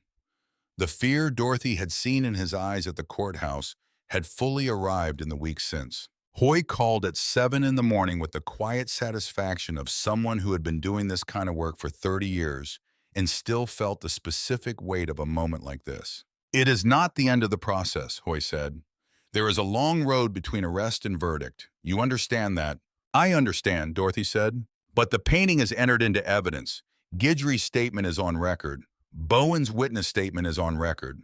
The full financial analysis is on record." He paused. "Your son built something that survived 9 years and the best attorney money could hire. I want you to sit with that for a moment." Dorothy sat with it. She was in the garage when the call came at the same workbench where she had done the test painting on her first day, where the whole thing had begun. She set the phone down and held a brush without moving for a long moment. Then she put the brush down and called Renee. Renee picked up on the first ring. "I heard," Renee said before Dorothy could speak. Her voice held all three things at once: the relief and the grief and the tired, incomplete satisfaction of a thing finally arriving after you have been waiting for it so long that arrival itself has changed shape. "Rosa called me 10 minutes ago." "Mom," Renee said. The word landed with its full weight, the word she had used for Dorothy from the first year she and Calvin were married, long before it became the word she used when there was no one else. "The children," Dorothy said, "still asleep. I am going to tell them at breakfast. I want them to hear it in daylight with the ordinary morning around them." A pause. "He knew you would find it. I want you to know that I believe that. Not because he had a plan or because he knew you would come specifically, but when he rolled that canvas up and wrapped it and tied it, some part of him knew." Her voice was very steady. "He knew because you are you, Dorothy." Dorothy held the phone. She looked at the garage around her, at the workbenches and the tools and the accumulated years of a place that had held her son in the years when she was not with him. "He left it where I could find it," she said. "He left it where only you could find it," Renee said. After she hung up, Dorothy sat at the workbench and let herself feel the full weight of the morning. Not performing composure, not managing grief into usefulness. Just sitting with the fact of it. The fact that 9 years of looking had found what it was looking for. The fact that her son had known she would not stop. The fact that the knot he had tied in the dark had held for 9 years, waiting for her hands to untie it. She picked up the brush again. She began to work. The memorial ride was Hammer's idea, and it came together the way things come together in communities that have been waiting for a reason to properly gather and grieve organically and fast and larger than anyone had originally envisioned. It was set for a Saturday in late October, 6 weeks after the arrest, and what had been planned as a chapter event became something else entirely when word spread through the network of people who had known Calvin Briggs. Veterans organizations sent representatives. Former chapter members who had moved to other states called to say they were coming. People who had known Calvin in contexts separate from the chapter entirely. Customers who had commissioned artwork, artists who had known him from regional shows. People from the neighborhood in Kingman, where he had grown up, arrived at the Iron Ridge compound on the Saturday morning in numbers that made Deke, who was handling parking, genuinely creative in his logistics. 193 motorcycles by the final count. Dorothy moved through all of it with the calm that comes after a long period of sustained effort, reaches its resolution, the particular quality of presence that people have when they are no longer carrying something they have been carrying for a very long time and are learning what it feels like to have their hands free. She talked to people and shook hands and listened to stories about Calvin she had never heard before, received each one with the open attention of someone who understood that every story was a piece of a person. She was still building in full, still learning, still earning the right to know completely. She had been his mother. She had known him completely in certain ways and not at all in others. And that was not failure. That was simply the truth of how people exist in the world, partly known by every person who loves them and fully known by none. Rosa stayed close all morning without making it obvious. Carl arrived late and stood alone at the far edge of the lot for a few minutes before Dorothy walked over to him. He looked at her when she approached, and his jaw held its familiar set. "You kept the key," Dorothy said. "6 years," Carl said. "Thank you, Carl." He nodded once, the nod of a man who does not trust himself with more than that right now. Dorothy put her hand briefly on his arm and moved on because Carl was the kind of man who needed to know you understood and then needed you to let him carry the rest of it himself. Dutch appeared where he was needed and disappeared where he was not the way he always did. Pete stayed within reach without being obvious about it the way he had been doing since the first morning with the 2 cups of coffee. Deke ran the parking logistics with the cheerful determination of a man who has been given a meaningful job and intends to do it well. The ride left at noon. 193 motorcycles rolling out in formation through the October desert, the sound of them filling the air for miles ahead of their arrival and long after their passage. Dorothy rode in the support vehicle with Rosa, and they talked the whole way, not about Langley or the courts, or the case, just about Calvin. Stories Rosa had been keeping for 9 years, waiting for the right time and the right person. By the time the ride returned in the late afternoon, Dorothy knew her son more completely than she had known him that morning. That was the gift the day kept giving. Each person adding one more specific, true thing, building a person out of accumulated testimony, the way her son had built truth out of accumulated paint. You could not know anyone fully. You could only keep adding to what you had. She would be adding to Calvin for the rest of her life, and that was not a failure of knowledge. That was the shape of love. At the end of the afternoon, when the crowd had gathered in the main lot, and the food had been eaten, and the stories had been told, and the late October light had gone long and amber in particular, Hammer stepped up onto the back of a flatbed truck, and the crowd settled without being asked. His voice carried without a microphone the way voices carry when no one in the room wants to miss a word. Calvin Briggs was a brother and an artist, and a man who found the truth when it was dangerous to find it and documented it when documenting it cost him everything, Hammer said. He trusted that someone would eventually come looking for what he left behind. He looked at Dorothy at the edge of the gathered crowd. She looked back at him. "Someone came looking," Hammer said. "She drove 4 hours with a sketchbook and her son's hands and her son's eyes and more stubbornness than most people twice her age will ever find in themselves." A pause. "She asked if she could paint our bikes for tips." A sound moved through the crowd that was not quite laughter and not quite tears. Something in between that was uniquely human. "We owe her something better than tips," Hammer said. "Tonight she is going to show us something she has been working on for the past 3 months. And after that, anyone who wants to say something about Calvin Briggs can say it."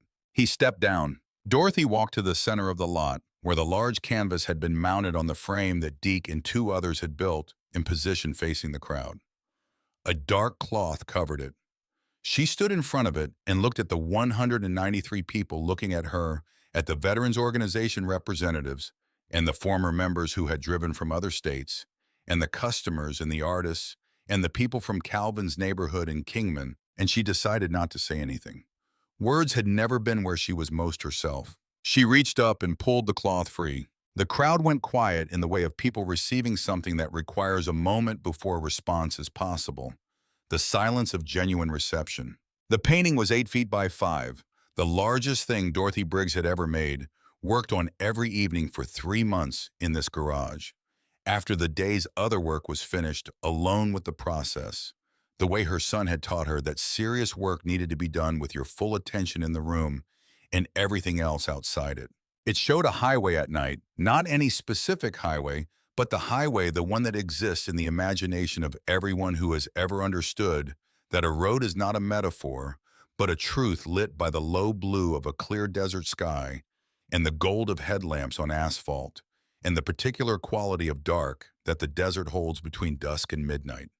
On that highway in formation riders, dozens of them rendered in Calvin style, the style she had spent 3 years earning the right to use, the expressionistic darkness and the emotional precision that had been his greatest gift. At the front of the formation, slightly ahead of the rest, a rider with broad shoulders and long arms, in the posture of a man who is completely and without reservation at home on the road he is on. Behind him and to the right, riding with the easy authority of someone who belongs exactly where she is, a woman.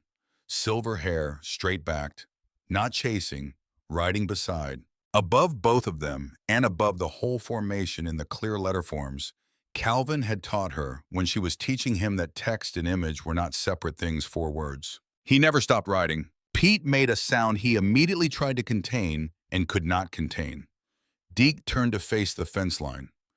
Dutch, who never showed anything, pressed the back of his hand to his mouth and looked up at the sky. Hammer stood very still in front of the painting and found the figure at the front of the highway and stayed with him for a long time. Whatever passed across Hammer's face in that moment was between him and Calvin Briggs, and Dorothy looked away and let it be private. The crowd was quiet for a long time, the real quiet of reception, and then one person began to clap. Then another. Then it was everyone. Dorothy stood in the middle of it and let it move through her. Rosa put a hand briefly on her back. Pete came to stand on her other side. Carl materialized at the edge of her vision. Dutch was there, and Deke and Jimmy and the others gathered around her the way they had gathered around Calvin for years, without ceremony, without announcement, because that was simply what they did for their own. Hammer walked over and stood in front of her. He looked at her with the same complete attention he had given her on the first day in the garage over the sketchbook. "You came here for answers," he said. "I did," Dorothy said. "Did you find them?" Dorothy looked at the painting, at the highway and the riders and her son at the front of all of it, and herself beside him, and the four words above them that said the things she had needed most to be able to say. "I found more than answers," she said. "I found what he was trying to tell me." "What was that?" Dorothy looked at Hammer, then at all of them. At the people who had kept a unit locked and a key in a drawer for 6 years, and a personal file in a garage for 9 years, and a memory alive for all of it. People who had ridden beside her son and were now standing beside his mother because that was what you did for your own. Because the road did not end at the last person who walked it. "He was trying to tell me," Dorothy said quietly, "that he never really left." Nobody spoke. The amber light held everything still for one long moment. Then Hammer said, "There's something I've been meaning to tell you, since the first day you walked through that gate." Dorothy looked at him. He said, 22 years ago, I came into the VA emergency room in Kingman in bad shape. A situation that went further than it was supposed to go. I lost a significant amount of blood before anyone got me there, and I was not conscious for most of what happened next." He stopped. "The nurse who admitted me and stayed with me through those first hours, I never knew her name. When I came around, there was a note on the table beside the bed." He reached into the inside pocket of his vest and took out a piece of paper folded many times over, many years soft with handling. He held it with the care you give to something you have carried so long, it has become part of how you understand yourself. "I kept it," he said, "every day for 22 years. I could not have told you why exactly. I just knew it was the kind of thing that needed to be kept." He looked at her. "When you walked into this garage with that sketchbook, something about you felt familiar and I could not place it. I thought it was because you moved like Calvin, but it wasn't that." He held out the note. Dorothy took it. She unfolded it carefully with steady hands. The paper was soft and worn along the fold lines, and the handwriting on it was faded but completely legible. She recognized it immediately, the way you recognize something you made yourself. "You are worth saving. Keep writing." She looked at Hammer. "I wrote notes like that sometimes," she said. Her voice was very quiet. "When someone came in whose chart said no next of kin and whose face looked like they had been in pain long before whatever had brought them to the emergency room that night." She looked at the paper. "I used to think of them as the thing I could do when the thing I was supposed to do wasn't enough. A note beside the bed that said someone had seen them." She paused. "I never knew what happened to any of them afterward." Hammer's face was doing something it rarely did. The deep stillness was still there, but something had moved underneath it and was showing at the surface. "You saved my life," he said. "Not just that night." He paused. "That note is part of why I kept writing when there were years I might not have. Years when the road felt like it was asking more than I had left to give." He looked at her steadily. Calvin rode with me for 4 years. He was a brother to me. He was one of the best people I have ever known in this life. Another pause. Your son and I were brothers because you once took 30 seconds to write a note to a stranger who needed to know someone had seen him. Dorothy held the paper in both hands and felt the specific weight of a connection that had been building for 22 years through people and events that had never known they were connected. The thread running from a note left beside a hospital bed, to a boy watching his mother's hands at a kitchen table, to a man who had kept writing because someone had told him he was worth saving, and that man had known Calvin. And Calvin had ridden beside him and painted in his garage and trusted him with what he had found, and now here they all were. The truth is in the work. Someone who knows how to look will find it. She had not known when she wrote that note that she was building something. She had not known that Calvin would ride into this man's life and become a brother to him, or that she would one day stand in this lot with everything she had come looking for finally in her hands. She had not known any of the specific shape of it, but she had put her hand on the work anyway, the way you put your hand on work, when you understand that doing it matters even when you cannot see where it is going. She folded the note carefully along its old creases and held it out to Hammer. "Keep it," she said. He took it. He put it back in his vest pocket over his heart, which was where it had been for 22 years. He looked at her for a long time with the expression of a man who has finally placed a face he has been carrying in memory for 2 decades, and found that placing it changes nothing and changes everything simultaneously. Calvin used to say, Hammer said, that his mother was the reason he understood that the small things were the ones that lasted, that the things you did when no one was watching were the ones that built something that could outlast you. Dorothy looked at the painting one more time, at her son at the front of the highway, with the whole formation behind him and the dark sky above, and the road going on as far as the painted canvas allowed. At herself riding beside him. He was right about that, she said. The October evening was settling into the desert the way evenings settle gradually and completely, turning the sky above the compound, the deep blue of a desert dusk.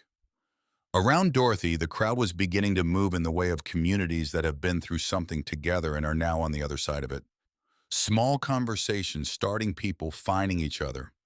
The gentle reorganization of a gathering that has done what it came to do. Rosa took Dorothy's arm gently. "Come sit down," she said. "You have been standing for hours." Dorothy let herself be led. She sat at one of the long tables, and Rosa was on one side of her, and Pete on the other, and Carl sat across from her, and the painting was visible over the heads of the assembled crowd, her son at the front of a highway that had no end. Hammer sat down across from Carl and looked at Dorothy for a moment. "What happens next?" he said. He did not mean legally, he meant to her. What she was going to do with her days now that the thing she had been doing for 9 years had found its completion. Dorothy thought about it. She picked up the coffee Rosa had set in front of her and held it in both hands, and looked at the painting and thought about what came after the answer. "I'm going to keep painting," she said. "Calvin taught me things I had not finished learning when he disappeared. I still have work to do in the direction he pointed me." She paused. "He went further than I did. I am still following." Hammer nodded, the slow nod of a man for whom that answer made complete sense. "We have 6 bikes in the shop that need custom work," he said. "If you are interested." Dorothy looked at him. "What's the pay?" The corner of his mouth moved. "Better than tips." "I'll think about it," Dorothy said. But she was already thinking. Yes, already thinking about the garage in the mornings, with the roll-up doors open, and the desert light coming in, and the work in front of her, and the smell of turpentine, and the particular quality of attention that serious work required, the quality that her son had learned from watching her, and then gone further with than she had imagined, the quality that was the most important thing she had ever passed on to anyone. She thought about the words on the last page of the sketchbook. The truth is in the work. If you can't say it out loud, build it in. Someone who knows how to look will find it. She had found it. She had brought it home. She had done what 9 years of not stopping had been building toward. Now there was more work to do. There was always more work to do. That was the thing her son had understood, that she had taught him without knowing she was teaching it. The work did not end. The road did not end. You kept going because going was how you honored everything you had been given and everything that had been taken and everyone who had trusted you to keep your hands on the work when the work was the only thing that could outlast everything else. Dorothy Briggs, 74 years old, Claude, a triage nurse, mother of Calvin, wife of Ray Woman who had driven 4 hours and 11 minutes on a September morning with a sketchbook and a thermos of black coffee, and her son's last words pressed into the spine of a dark green notebook, sat at a long table in the Iron Ridge compound in the amber October light with 47 witnesses and 193 motorcycles and a painting above the crowd that said what needed to be said, and she drank her coffee and she let the evening go on around her. He never stopped writing. Neither would she. 3 days after the arrest, Renee drove up from Tucson with the children. Brianna was 15 and Lucas was 12, and they arrived at the Iron Ridge compound on a Thursday afternoon in Renee's sedan, the two of them leaning forward in the back seat as the car came down the gravel road and the compound came into view with its long garage bay and its gathering of motorcycles and its particular compressed energy of a place that did a great deal of living inside its perimeter. Dorothy met them in the parking lot. Brianna got out first. She was tall for 15 Calvin's height already with her father's broad shoulders and her mother's precise dark eyes. She stood in front of Dorothy and looked at her grandmother for a long moment without speaking the particular assessment of a teenager who has been thinking about something serious for a long time and is now arriving at the place where the serious thing is real. "Grandma," she said. Then she stepped forward and put her arms around Dorothy and held on. Dorothy held her back. She held her the way you hold someone when you understand that the embrace is doing multiple things at once, that it is for now and for 9 years ago, and for all the years in between, and that it is enough to just be the person who is there to hold, and let the holding be what it needs to be. Lucas hung back by the car until Dorothy looked at him. He was built like Calvin at 12, still growing into his frame with the watchful eyes of a boy who processed things carefully before committing to a response. Calvin had been exactly like that at his age. Dorothy remembered it with a clarity that 9 years had not softened. "Come here, Lucas," she said. He came. Renee stood at the edge of the parking lot and watched her children being held by their grandmother, and her face held everything it had held on the phone, the relief and the grief and the complicated satisfaction of a thing arriving after a very long wait. Dorothy looked at her over the children's heads. Renee nodded once, just once. The nod of a woman who had held herself and her family together for 9 years on the faith that the truth was somewhere and that someone would find it. That nod contained all of that. Later, Dorothy took Brianna and Lucas into the garage. It was a weekday afternoon and most of the compound was quiet. The regional gathering long dispersed, only the chapter's regular members coming and going. Hammer was in the back office. Pete was at the far workbench with a fuel line he was replacing. Deke was doing something with a torque wrench that involved periodic satisfied grunting. Dorothy introduced them without ceremony, which was the right register for introducing people in a working garage. Lucas immediately went to stand near Pete, drawn by the specifics of the mechanical work in the way that 12-year-old boys are drawn to things being taken apart and reassembled. Pete showed him what he was doing with the patient explanatory manner of a man who had never entirely stopped finding these things interesting and was always faintly surprised that not everyone did. Brianna stood in the middle of the garage and looked around at the workbenches and the tools and the motorcycles in various states of completion, and then looked at the fuel tank that had been returned to its place on the side bench, the one Dorothy had painted on the first day. "Is that yours?" Brianna said.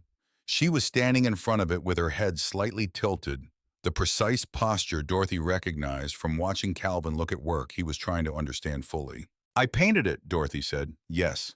Brianna looked at it for a long time. She had her grandmother's eyes in the end.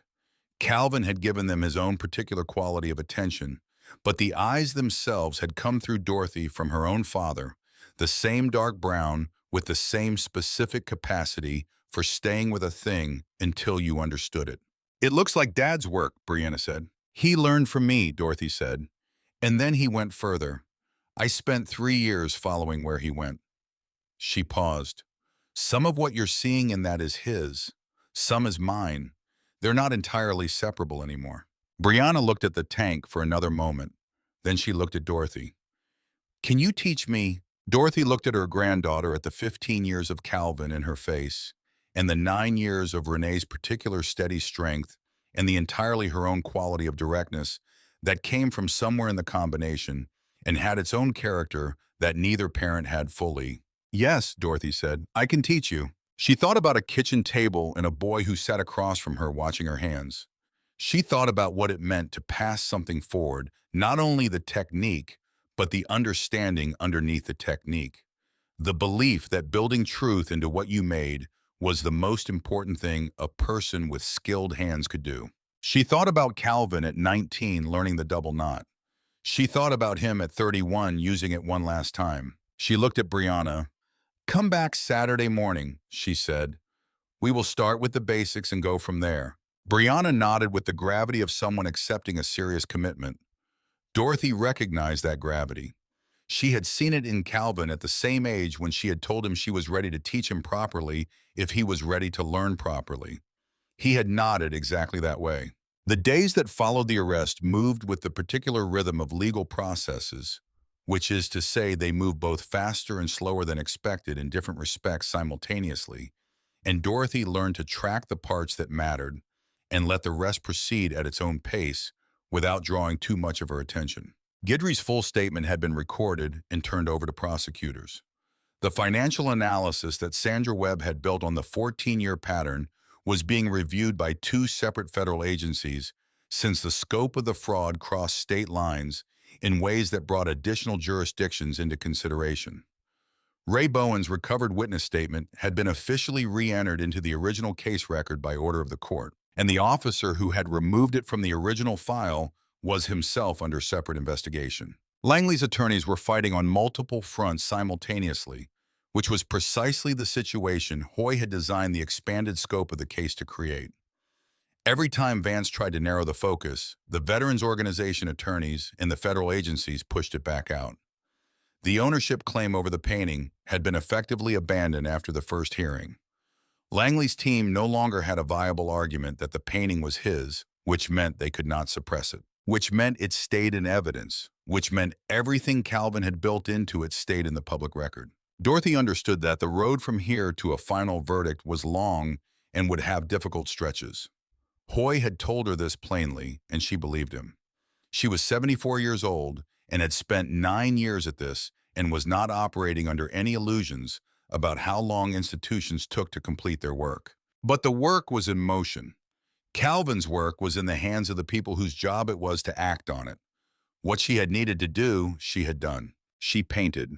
Every morning from 7 to noon in the Iron Ridge garage with Hammer's agreement, and eventually with a section of the workbench informally designated as hers, she worked. 6 bikes came through in the first 3 weeks, and she painted all of them, each one a conversation between her own developing style and the techniques Calvin had taught her, and the particular requirements of each specific piece of metal. Pete started bringing 2 cups of coffee again in the mornings. He never said anything about it. It simply became something that happened the way certain habits establish themselves in shared spaces through repetition and mutual acknowledgement, and the quiet agreement of people who have decided to be in the same place.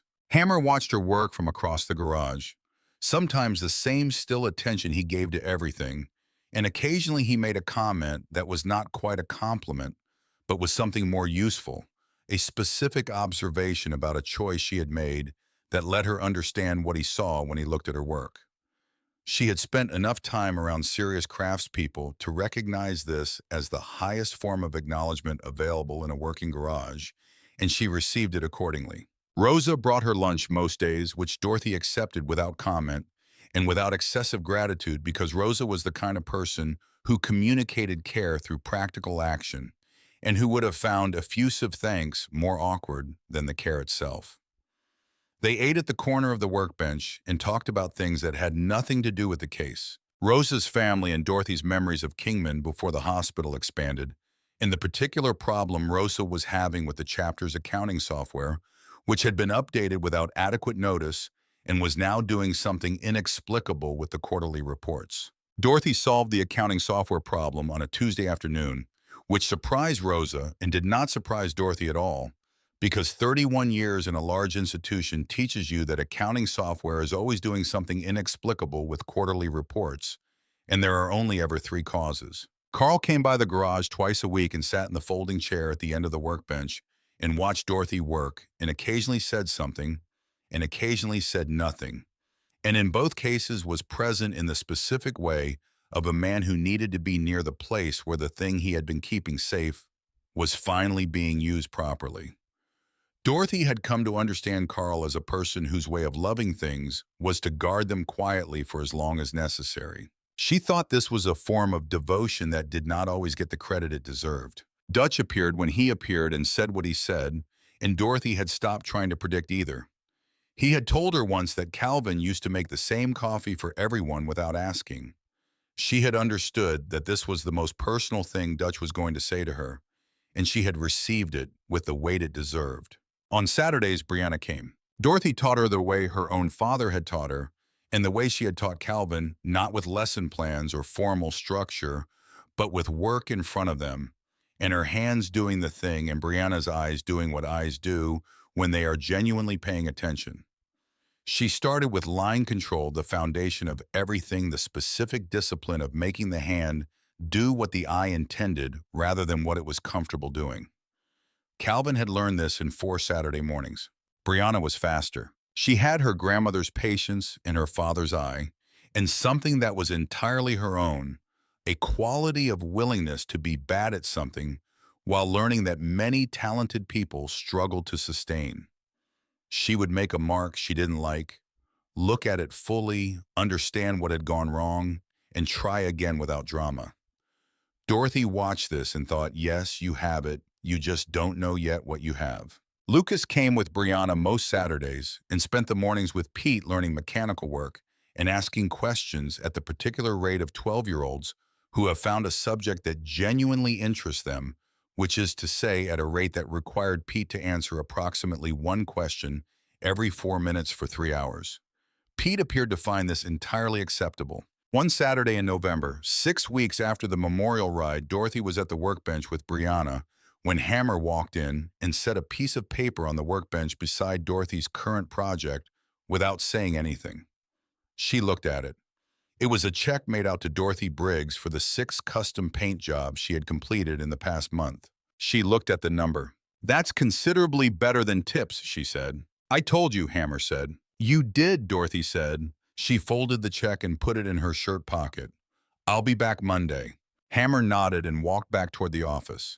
Dorothy picked up her brush and went back to work. Brianna was watching her from the other stool. "Are you going to stay?" Brianna said. Dorothy looked at this garage around her, at the workbenches and the tools and the motorcycles and the light coming in through the open bay doors, and the particular smell of the place that she had first recognized as the smell of her son's studio and now recognized as something of its own. At Pete, visible through the garage door, showing Lucas how to check oil. At Rosa through the window of the office doing something with the accounting software again. At Carl's chair at the end of the workbench, empty this morning but present. "For a while," Dorothy said. "Good," Brianna said. She looked at the fuel tank Dorothy was working on. "Can I try that part, the border work?" "Let me show you the mechanics of it first," Dorothy said. "Then you try." She moved the fuel tank so Brianna could see the angle she was working from and began to show her the specific wrist movement required for the border work technique, the same movement Calvin had learned from her at the kitchen table 20-some years ago and had refined into something she was still learning from. She explained what she was doing and why she was doing it, and she watched Brianna's eyes and knew from the watching that it was landing. This was teaching. This was how it worked. You showed the thing to the right person at the right time, and the thing went forward into the world past the reach of what you could see. Calvin had understood this. He had built his most important truth into the most durable form he knew, in a language only the right person could read, and he had left it where that person could find it. He had trusted the work, and the work had held. Dorothy showed her granddaughter the border work technique on a November morning in a garage in Kingman, Arizona, with the desert outside and the sound of an engine somewhere across the lot, and the particular quality of attention in the room that serious work produces when it is being done and being learned simultaneously. This was also how truth survived, not only in paint on canvas in a locked unit, in hands, in the passing of one person's knowing into another person's hands and eyes in eventual skill. She thought about the last words in the sketchbook one more time. The truth is in the work. If you can't say it out loud, build it in. Someone who knows how to look will find it. She had found it. Now she was building it forward. Brianna made her first attempt at the border work, and it was technically imperfect and exactly right in the way that first attempts are, right when the person making them understands what they are reaching for. Dorothy looked at it for a moment. Good, she said. Do it again. Brianna did it again. Better this time. The wrist movement cleaner, the pressure more consistent, the eye more accurately translating what it saw into what the hand did. Dorothy watched and said nothing. There was nothing to say. The work was speaking for itself the way serious work always did when the right hands were on it, the way her father's work had spoken, the way hers had spoken to Calvin, the way Calvin's had spoken to 50 people in a garage on a September morning when a woman had set a sketchbook on a workbench and stepped back and waited. Outside, the November light was clean and hard, and the desert was doing what it did, holding everything it had been given without apology. The motorcycles in the lot stood in their rows. The compound was alive with its ordinary morning men and engines, and the accumulated sound of a place that had been living this particular kind of life for decades and intended to go on doing so. Dorothy Briggs, 74 years old, sat at a workbench in the Iron Ridge garage with her granddaughter and put her hands on the work. This was enough. This was, in fact, exactly enough. The road went on. The work went on. The truth that Calvin had built with his last careful hours had found its way into the world and was doing what truth does when it is built well enough and protected long enough and finally released into the right hands. It went forward. It did not stop. It never stopped. The hearing that mattered most happened on a Thursday in December, 2.5 months after the arrest in a courtroom in Phoenix that was larger than the one that had held the preliminary hearing and held more people accordingly. Dorothy drove down with Hoy the night before and stayed in a hotel 2 blocks from the courthouse in a room with a view of the parking garage across the street, and she sat at the small desk and wrote 2 letters. One was to Renee, and it said, the things she had not always said clearly enough during the 9 years of looking about how Renee's steadiness had been something Dorothy had relied on without always acknowledging it. About the way Renee had raised Calvin's children with the patience and directness that Calvin had loved in her, and that Dorothy had come to love in her separately, in her own right, not as a reflection of Calvin, but as herself. The second letter was to Brianna and Lucas, and it said what she wanted them to know about their father. Not the whole of it. She was still learning the whole of it herself, but the specific true things she was most certain of and most wanted to make sure they had clearly from someone who had known him before anyone else had known him. She folded both letters and addressed them and put them in her bag to send when she got back to Kingman. Then she went to sleep. The hearing lasted most of the day. Guidry testified. His voice was controlled and his account was precise, and he answered every question from the prosecution and every question from Vance with the particular steadiness of a man who has decided that accuracy is the only thing he has left to offer and is going to offer it completely. Dorothy watched him from the gallery and understood that the 9 years of fear had not made him smaller the way fear sometimes does, but had made him very careful. And that carefulness was serving the truth now in the way it had previously been serving his survival. Ray Bowen testified. He walked through the original investigation, the witness statement, the specific sequence by which the statement had been removed from the official file, and his own decision to maintain a private copy. He was unshakable under cross-examination because everything he said was a fact, and Vance had no facts with which to contradict facts. Dr. Marsh testified about the painting. She was on the stand for 90 minutes, and she walked the court through the authentication analysis with the methodical precision of someone who understood that the work she had done needed to be presented in a way that made its integrity undeniable, and it was. Sandra Webb testified about the financial analysis. The Veterans Organization attorneys presented the documented harm to their clients' allocations across all 6 events over 14 years. Hoy did not raise his voice once. At the end of the day, the judge set the trial date. The ownership claim on the painting had been definitively dismissed. The painting itself, Calvin's painting, the one he had rolled and wrapped and double knotted in a storage unit on Route 9, with 40 minutes and whatever he had left, was formally entered into the evidentiary record for the criminal trial as Exhibit 1. Dorothy sat in the gallery and looked at the photograph of the painting on the large screen the prosecution had used for the testimony and felt the particular quality of a thing being received by the world in the way it was built to be received. She thought about what her son had done. He had walked into a storage unit injured in the dark with a limited amount of time, and he had made the most important thing he had ever made in the only language he fully trusted, because he understood that what was built in that language and built with enough care could survive everything that would come after it. He had trusted the work. The work had lasted. She walked out of the courthouse into the December Phoenix afternoon with Hoy beside her and the Veterans Organization attorneys a few steps ahead, and Ray Bowen coming down the steps at her left, and she stopped at the bottom of the steps and looked up at the sky, which was the particular blue of a clear Arizona December sky, very clean and very high, and she let herself feel all of it for a moment before she was ready to move. Bowen stopped beside her. He had said what he needed to say on the stand today, and his face had the particular quality of a burden put down properly. "Mrs. Briggs," he said. "Ray," she said. She had started calling him Ray in the weeks since the preliminary hearing, and he had accepted this without comment. "Your son would have been something," Bowen said, "if he had gotten to keep going." "He was something," Dorothy said. "He did not need more time to be that." Bowen looked at her for a moment. Then he nodded once the way men nod when they have heard something true and do not need to add to it. Dorothy walked to Hoy's car. She got in. She looked at the courthouse in the side mirror as they pulled away. She thought about the drive home to Kingman, 4 hours and however many minutes back through the desert that had been the same desert on the morning she had driven the other direction, with a sketchbook and a thermos of coffee, and nothing except the specific knowledge that she was not done looking. She was not done now either. She would never be entirely done. That was not how this worked. You did not reach a place called done. You reached places where what you had done mattered, and where the road ahead was different than the road behind, and you kept going because going was what you did with the life you had been given, and the skills you had been given, and the people you had been given, the gift of loving. She thought about Brianna on Saturday morning at the workbench making her first attempt at the border work technique and doing it again when it was not right the first time without drama.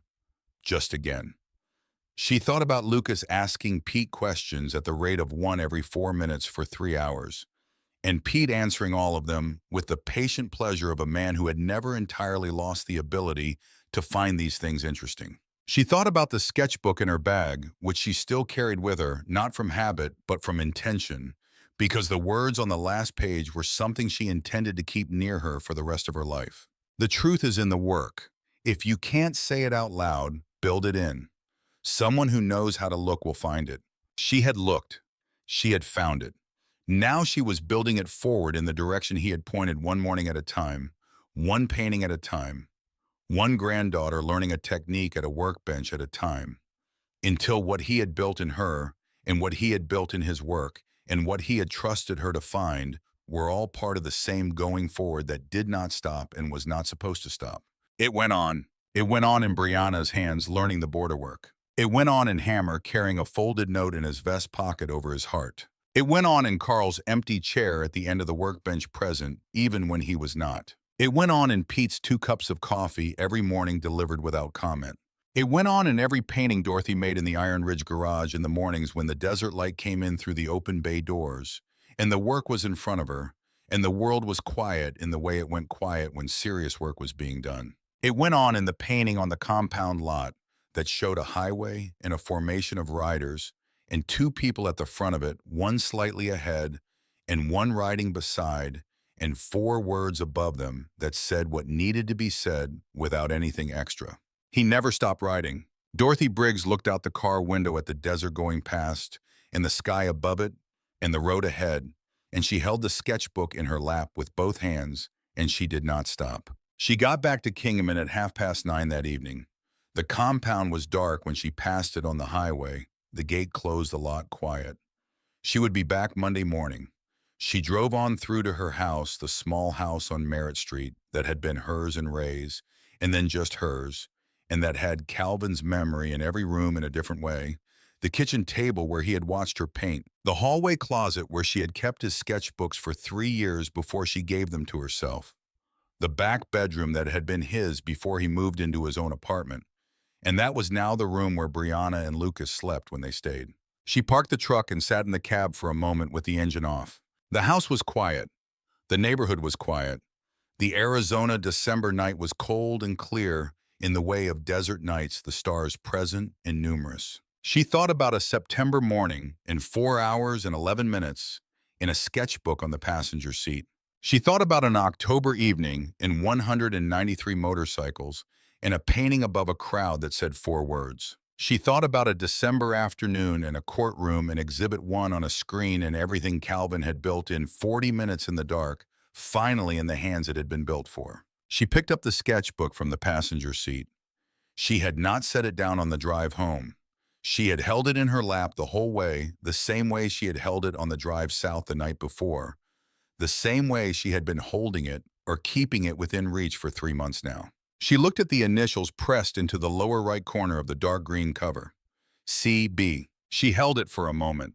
Then she got out of the truck and went inside and put the kettle on and sat at the kitchen table, the same table, and opened the sketchbook to the last page and read the words one more time in the quiet of the house that still held everyone it had held. The truth is in the work. If you can't say it out loud, build it in. Someone who knows how to look will find it. She closed the sketchbook. The kettle began to sound. She got up and made her tea and brought it back to the table and sat with it and let the quiet of the house be what it was, which was both empty and full, in the specific way of a place that has held a great deal of living and holds the record of it in every surface and every smell and every particular quality of the light at different times of day. She was 74 years old. She had driven 4 hours and 11 minutes on a September morning with a sketchbook and a thermos of black coffee, and the specific knowledge that she was not done looking, and she had found what she went looking for, and she had brought it home, and the work that needed doing after the finding was in motion. There was more painting to do. There was Brianna on Saturday mornings. There was the garage with the bay doors open and the light coming in, and Pete's 2 cups of coffee and the work in front of her, and the particular quality of a day with serious work in it that her son had understood better than anyone she had ever known. There was the road. There was always the road. Dorothy Briggs drank her tea in the quiet kitchen of her house in Kingman, Arizona, on a December night with the stars out, and she let the day settle into its proper place in the long sequence of days that had led here, and she thought about what came next with the focused, practical attention of a woman who had never confused stopping with arriving. She was not stopped. She was here. That was enough. That was in every way that mattered exactly enough. In the morning, she would drive back to Iron Ridge. She would walk into the garage and pick up a brush and begin the day's work. And the day would hold what it held, and she would meet it the way she had always met things, directly and without flinching and with both hands on whatever the work required of her. She had been a triage nurse for 31 years. She knew that the most important thing you could do when you arrived somewhere was to look at what was actually there. Not what you expected or feared or hoped to find, but what was genuinely in front of you. And then you put your hands on the work. That was what she had done. That was what she would keep doing. She was Dorothy Briggs. She was 74 years old. She was her son's mother and her granddaughter's teacher, and a painter who was still learning what her own hands could do, still following the path that Calvin had pointed down in the years before she lost him.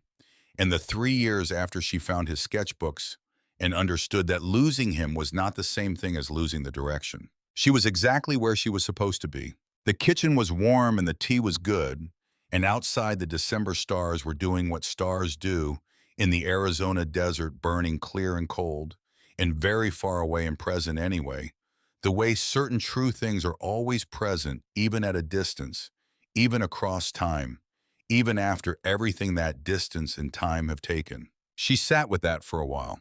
Then she rinsed her cup and turned off the light and went to bed. She would be up at 6. There was work to do.